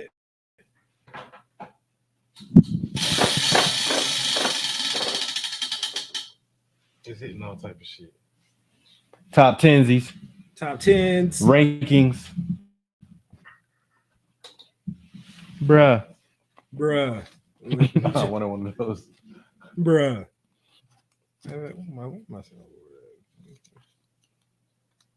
Bruh. Okay. Okay, check it out. All right. It's NBA season. It's NBA season. So I want to know who's your top 5 small forwards in the game today. Your top 5 small forwards in the game today. I'll go first. Okay. Go ahead. At number 5, I got Anthony Edwards. At number 4, I got PG-13. Paul George. Number 3, I got Jimmy Buckets. Number 2, I got Jason Tatum. Number 1, I still got Bron. Like I said, still got Bron at 1. Yo. Jason Tatum right there, though. Are you considering Kevin Durant a small forward? No, I'm putting him at power. Freaking 7 foot. Power? He don't got no power for. Power? You can put him at power. I'll put him at power. 190 pounds. I mean, because if we put in KD at small forward, I'm probably putting him the best small forward. And then I'll probably take out PG and put Anthony Edwards right there. I'll take Anthony Edwards over PG. I'll go next. For me, number 5, give me DeMar DeRozan. Small forward? Small forward. He a shooting guard. Play small forward. He plays small forward. He playing shooting guard because Levine ain't there. Mm-hmm. He's small forward. He's small forward, bro. Word. Okay. Then I gotta shooting guard to me. I gotta go Brandon Ingram. Forgot the boy B.I. Disrespectful. I gotta go Buckets. Dang, I forgot the boy B.I. I gotta go Tatum and I gotta go Bron. Yeah, I'm gonna go. You tripping? The what? That boy B.I. You tripping? Dang, boy. I'm gonna go B.I. Jimmy Buckets. Jason Tatum. At 3, okay. LeBron. And then you got KD. And KD. Okay. Like I have to understand that. Yeah, LeBron's still playing fucking elite basketball. Like for sure. Can't sit here in front of that, but it's not both ends. But there's also my dog's starting to show the age where you're starting to see some of the injuries that are being kind of pressing and shit. Is it the laptop? No, it's a refrigerator. Oh, okay. I'm like, what's good? Right. Oh, I said a bomb earlier. I ain't tell you. Oh, okay, true. This is the last Homie Studios episode. You know what I'm saying? Like, we out. It's over. Yeah, no, but he always talking about the Heat, man. Like we just some. All right, don't worry about it. Don't you worry about it. All right. You need to send me the homie's phone number for the day. I put it in the Homie Studios chat. Okay, cool. I'm gonna go get this set up. Y'all talk amongst yourselves in the meantime. You know what I'm saying? Let's do a spin, Ryan. Let's do another spin. Y'all do a quick little spin real quick.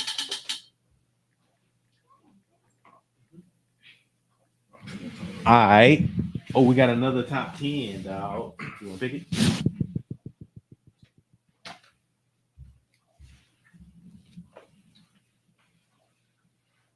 Top 5 shooting guards. Top Top 5 shooting guards. You going first? No. All right. My number 5, I got Donovan Mitch. Number 4, I got Zach as a shooting guard. Zach Levine. Number 3, Jaylen Brown. Number 2, Devin Booker. Number 1, Bradley Beal. How you feel about that, Ryan? Let's say it again. Hold on. I said Donovan Mitch at 5, Zach at 4, Jaylen Brown at 3, Devin Book at 2, Bradley Beal at 1. It's over there underneath the That might be somewhat accurate. I just feel like underneath the glass thing over there by the TV. Room temp. Donovan Mitchell to me is too low. Donovan Mitch too low? Donovan Mitchell got the Cleveland Cavaliers like 8-3. You know what I'm saying? Like Bowling. Like they not no slouches no more. Like they weren't slouches last year. Cleveland been there, bro. I'm probably gonna go for real. Like right now, I'll probably go James Harden 5. For me, DeJounte Murray 4. Mm-hmm. He nice. Donovan Mitchell 3. And Bradley Beal 2. And Devin Book 1. I just feel like that. I just feel like Book is just Book can get it whenever he wants it. Like it ain't nothing you can do, bro. Like it don't matter what you do. Yeah, I got Bradley in my one though. All right, man. So I'm gonna go ahead and give a phone call the homie real quick. Shades, who we calling today, brother? It's my cousin Khalid. You been on the pod before? You met Khalid. He ain't been on the pod though. Okay. You met him though.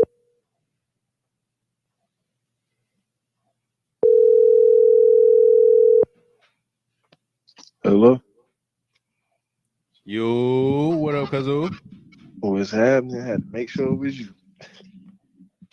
Hey, what's happening, bruh? What you doing? Shit, I'm finna make something to eat real quick. Why you sound like bruh man right now, dog? That's the vibes. Yeah, bro. Hey, I appreciate you for joining us, bro. Live in Homie Studios right now. You got the homie Ryan the Don and ST the Gray right now. Yes, sir. So we're gonna ask we're gonna tell you the questions or whatever like that. You're gonna hear our take on it. And then based on our take, you're gonna say who you think had the best take on that round. All right, let's do it. All right. Yo, Ryan, you wanna hold the belt? You're the current champ right now. No, you don't want me to hold the belt. I mean, you know, I wasn't gonna do too much, but you know, if you're gonna bring it to me, I'll sit where it resides. All right. So what's the first topic? First topic we got, man. All right, who had the best end of the deadline trade?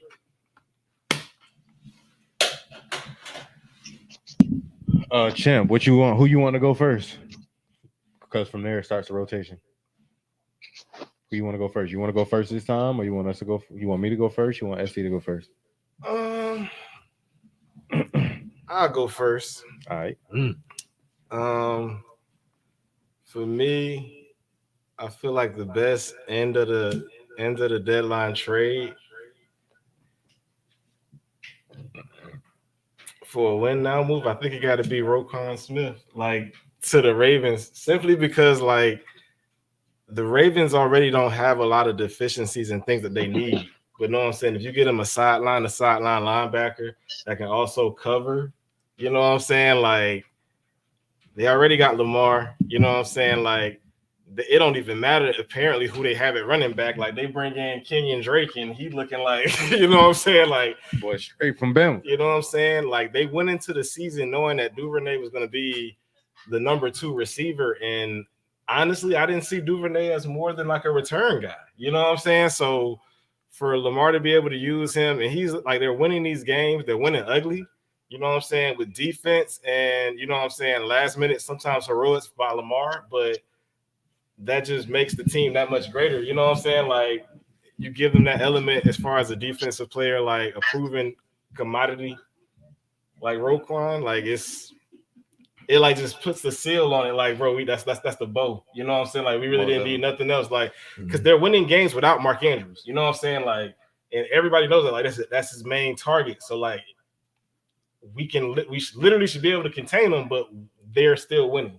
You know what I'm saying? So I just think that was the biggest thing. Like, it secured their defense because that's how they're winning the game, running the ball in defense. You know what I'm saying? So they're showing up the fact that, okay, if you think you're going to be running these little running backs at the backfield, throwing these little screens and stuff, that shit is now dead. You know what I'm saying? Like, y'all got to do something else. Y'all got to test these corners that we got out here. You know what I'm saying? So I think that actually solidified them as, like, definitely a playoff contender and a Super Bowl contender. All right, I'll go next. I'm going to go with the Vikings and the Hawkinson.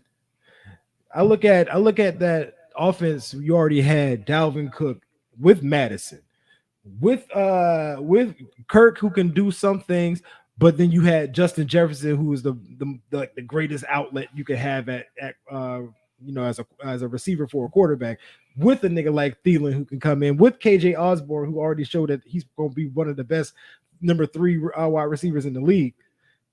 You had Irv Smith there, but he wasn't necessarily giving you what he was one of those looked apart all-stars. You know what I'm saying? Irv Smith looked like he should be super elite tight end, but he never really gave them the production they was looking for. You get a guy like TJ Hawkinson coming from Detroit, who he was outside of St. Brown was their second primary receiver. You add that to an offense that already has so many other targets, so it makes it easier, one, for everybody else, but also easier for yourself, because now it's no doubles. It ain't no, I'm gonna put a safety over the top, because if you do, then Justin Jefferson gone. You know what I'm saying? So they've completed that offense with a team that's already 7-1, 8-1, one of them records. Yep. They only lost one game. Going into a game against the Bills, who's depleted, with Josh Allen might not be playing. This is a weekend to solidify themselves, and they already got the pieces in place. And you add a person like TJ Hawkinson, bro. They've taken themselves from, are they real contenders to, are they Super Bowl contenders? Mm-hmm. You see what I'm saying? Mm-hmm.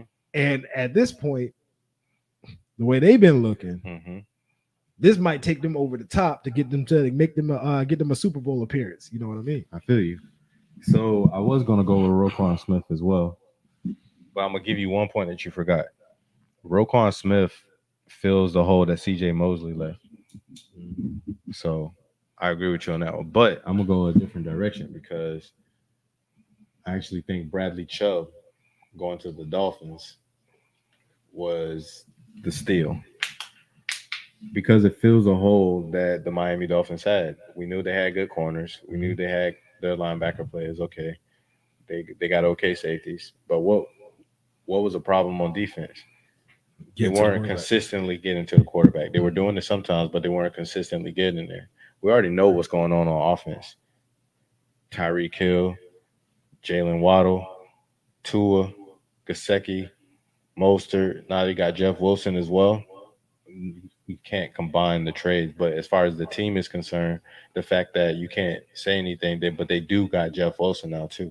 Mm-hmm. But Bradley Chubb on the other side of Melvin Ingram is going to be nasty, and it's not going to have the same effect as like a Von Miller, but it can be very close, because when you get deep into ball games and you playing Josh Allen and you playing Zach Wilson, who's mobile, you got that guy that can get them. Mm-hmm. And you're talking about Super Bowl appearance. They already had a nasty, nasty team just off the offense. Now, if you got that defense that can you can actually rush 4 and keep people back. Mm-hmm. That's a Super Bowl recipe right there for defense. So if you got an explosive offense like that and you're able to rush 4, and you got a Xavier Howard and Byron Jones like that, like that's a Super Bowl recipe right there. Oh, but hold on, just the rebuttal. Patrick Queen has actually filled that gap for CJ Mosley. It's just adding Raekwon Smith makes it that much better. No.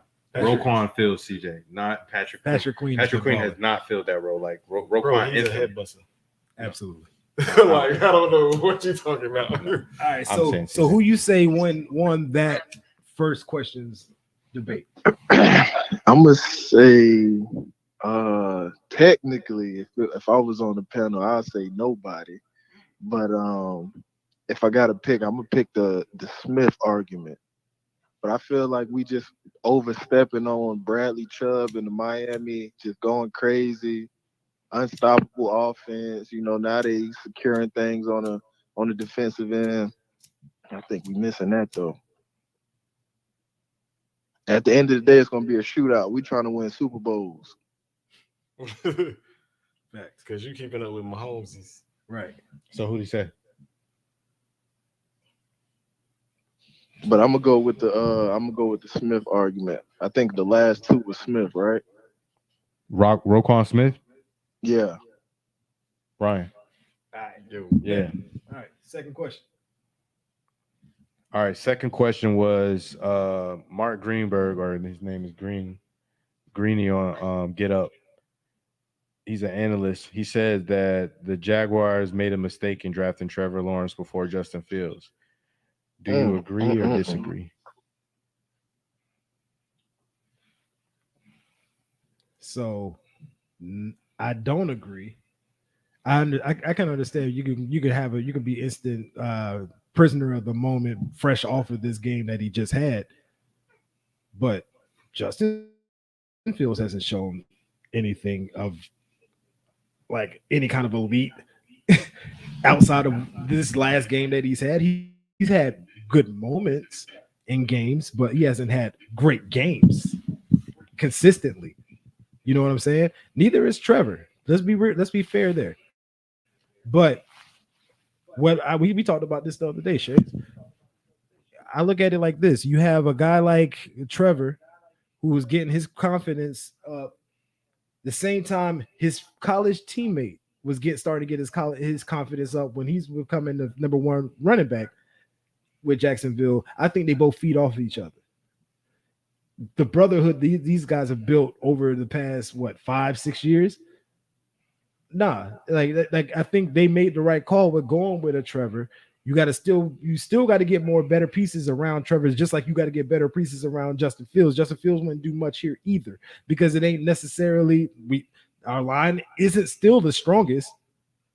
We got Christian Kirk, and then we have to be over here talking about Zay Jones gonna have a big game. Zay Jones, that's what we dependent on. You know what I mean? So regardless, you're gonna still have to get pieces in there. At the end of the day, I think Greenberg is, he gonna get his controversial takes off on ESPN. That's what they have to do. But at the end of the day, no, I don't agree with that shit at all. Yeah, I'm right there with you, bro. I disagree. Just on the simple fact of even though Trevor Lawrence hasn't had consistently great games, he has been, out of the two of them, he's been the most consistent passer. And as far as having the highest ceiling, he has the highest ceiling as far as a passer is concerned. Now, Justin Jefferson is more elite as far as the running. I'm sorry. Justin Fields is more elite as far as a runner is concerned. But I mean, in this day and age, you're still going to need an elite passer, and Trevor Lawrence makes those throws consistently. Every game he makes a throw to be or I would say more consistently, but every game he makes a throw that you're like, yeah, he's that dude. You'll see at least one pass a game. Now he's on a trajectory of producing drives and winning games and finding ways to win games. Like ST said, now that you got Travis Etienne showing up, now they can lean more on the run game and kind of take the pressure off of him. But Justin Fields, they're leaning on his legs right now. They're not leaning on the passes. They're just trying to win right now. You know what I mean? He's going to have to grow as far as being a passer. So I'm gonna say that they definitely was overstepping right there. They definitely was out of pocket. I'm gonna say it kind of really depends on what you're trying to accomplish. Now, if you want to build longevity for this team, I don't think that they made the wrong decision. I think that you let Trevor grow into that team.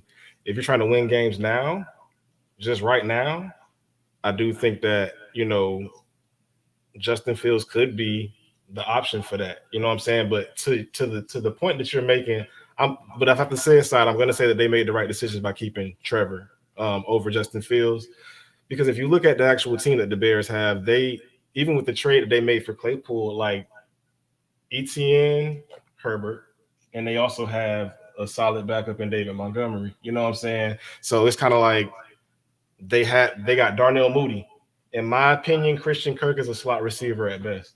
You know what I'm saying? So I think that why I say Darnell that Mooney, that dude. right, Mooney is a number one, like number clearly. one. You know what I'm He's a saying? number So one. so you give him that and Claypool, he already has a better, you know what I'm saying, receiving core and Cole Kmet. You know what I'm saying? Yeah, he got a You know tight what I'm end, saying? too. Like he has the weapons, but it hasn't translated to this point. Trevor doesn't have all of those weapons. Like we were just saying, like he has Zay Jones. I think the trade for Calvin Ridley was huge. You know what I'm saying? Because now you have a true number one. Even if you have Zay Jones as your two, Christian Kirk in the slot against linebackers and safeties. Yeah. You know what I'm saying? So Ridley? like I feel like he's skewing it based off of, you know what I'm saying, the athletic ability of Justin Fields. But I think longevity wise, I think Trevor Lawrence would be the better quarterback once they give him the pieces. Granted, neither one of them have a good offensive line. So you know what I'm saying? So it's gonna look like, you know, Justin is better because he can elude people because his line's not holding up. Right. You know what I'm saying? So that's what he's basing it off of. But I think that once they both actually have an established offensive line, I'm not saying that Justin Fields can't throw, he can definitely throw the ball. You know what I'm saying? But I just think that the prototypical build for your quarterback to be able to see over these linemen, you know what I'm saying? These linemen are 6'4", 6'5". You know what I'm saying? So they like, ain't holding up. you know what I'm saying? So like, if you realize it's harder for these little quarterbacks because they have to roll out. A lot of these little quarterbacks passes getting batted at the line of scrimmage because they know that they got to either roll out. But if you sit in this pocket, all I got to do is get my hands up. I'm knocking it down. You know what I'm saying? So I think that longevity wise, Trevor is definitely the best option. So Greeny is definitely bugging by saying that Justin Fields should have been taken before Trevor Lawrence. Yeah, I definitely agree with that last argument. Just because I feel like it is what you're looking for. Trevor Lawrence is definitely like a more safe pick, a pick that you can like stamp. And Justin Fields is like a what if, or it could be if everything gets put together. When Trevor Lawrence is like 100%, you know what you're gonna get. So I definitely agree with that last one for sure. True. All right, damn. And we just got swept. We just got swept by the homie of Don again. The champ. Belt does Now, not hold on. leave. Now who is tweeting or posting from the damn homie studio space? I'm assuming this Peach, since he have to keep going around. Who's posting this shit? Oh wow. But nah, since we got a little time. I don't know. I was gonna let y'all boys battle out for this third question. For what? Let's do it. All right. Well, Coach's call. Huh? you want to let him go? Khalid. Yo, do you want to stay on for this last question, or do you want to bounce? it's up to y'all. However y'all want to play it. All right, bet, bro. Just stay on. I want to hear what you would do in this situation. True that. So the Don already won. Good game. Bomb. You suck. But coach's call. If you're Sean McDermott, are you playing Josh Allen this week against the Vikings? Nope. Oh, I don't go first. You go first now. Oh, it is? Oh, for sure. Heck no. Heck no. No, you sit homeboy down. It's a UCL injury. It's an elbow injury. So you definitely sit down, Josh Allen. You got to think about the entire season. You know, you can't think about the moment. And it's not a division game. Now, had it been a division game, then I kind of understand. Oh, it matters. You kind of push it. But at the same time, it's an NFC team. It's not in the AFC. It's not a division game. Case Keenum is more than capable backup quarterback. You got Naheem Hines. You still got everybody. You still depleted a little bit in the defense, but you got a more than capable quarterback that knows a little bit of something about the Vikings. So, I would not play Josh Allen. I would sit my guy out this game. Oh, yeah. I'm gonna say that you definitely, for one, I mean, I understand sitting them. It just depends on how bad it is. Like, yeah, Case Keenum is a very capable quarterback, but I feel like if Josh feels like he can go, you got to let him go. And the reason I say that is, yeah, it's not a division game, but the Jets are only a half game behind the Bills at this point. So if you go in there, it does matter because we have the head to head. So if you lose, you know what I'm saying? We have the head to head. You're But no longer the lead in having the that division. combo though, bro, I'm more I'm going to bet if the pressure's on Josh Allen over Zach Wilson is going to fumble the ball up more later on in the season. You know what I'm saying? Like as far as turnovers is concerned, he's already shown that this season. So if you're going to talk about being a half game up or whatever, all the Bills need to do is get in the playoffs, and you need Josh Allen healthy. I understand that. The But Bills can go anywhere and beat anybody. They can, and the Jets are starting to prove they can go in any stadium. They're undefeated when they play away from home. So, like, I'm trying to I feel understand. you, but like, y'all got like you got the Zach Wilson effect. So that's y'all only kryptonite right now. All we need Zach Wilson to do is to manage the game. That's it. But that's what I'm saying. Everything That's else what I'm saying. is, If long as that happens, you know what I'm saying. My thing is the Bills don't got to worry about that. The Bills don't have to worry. They need Josh Allen healthy. There is no I have to worry about my quarterback or whatever. No, I need my guy healthy. I can afford to play devil's advocate because I already won. Well, I feel I'm just playing devil's advocate because I just. Nah, I mean, I'm not, because I understand where you're coming from on that point, but at the same time, look, bro. The Bills are legit Super Bowl contender. The second that Josh Allen is not in there for an extended period of time, they're no longer a Super Bowl contender. So what you have to do is focus on the fact that, okay, we got to get my dog fully healthy. Because sure, can Case Keenum go out there and still win them this game this week? Potentially. But what you need to make sure of, without a shadow of a doubt, is when it's playoff time that you actually got Josh Allen back there. Mm-hmm. Sit that man down for a damn game. Let him heal up as much as he can. You know, everybody elbow like that. Everybody gonna be playing through injuries at some effect. point throughout the postseason anyway. Mm-hmm. But you want to at least give your quarterback an opportunity to be as healthy as he possibly can be when the games really matter the most. Mm-hmm. When it's single elimination. Mm-hmm. I'm not putting my franchise out there like that. You feel me? So at the end of the day, man, you got to think long term and not short term. And these short term decisions sometimes have long term ramifications. I feel you, but the also hold on. The point that I make also is that the Bills are in the AFC East. I'm gonna tell you the teams that's in this division: the Bills, the Jets, the Dolphins, the Patriots. There's less than a game difference between all of those teams as far as the standing. Okay, that matters. Falling off 2 games. If you put him in there 2 games and he falls, that means you have to win out. You have to beat the Dolphins whenever you play the Dolphins. You have to beat the Patriots every time you play the Patriots. You have to beat the Jets when you play them again. Like you have to do that. If you lose 2, like you'll fall behind in the standings easily. Okay, and you can't do that if your quarterback can't throw. You can't. But I'm just saying it's still ramifications for him not playing.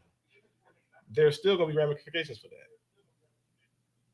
There's going to be ramifications if he can't play for the rest of the season. And we've already seen other teams that had quarterbacks with less experience come in and still hold it down while the guy had to get healthy. Yeah. Yo, Khalid, what you think about it, bro?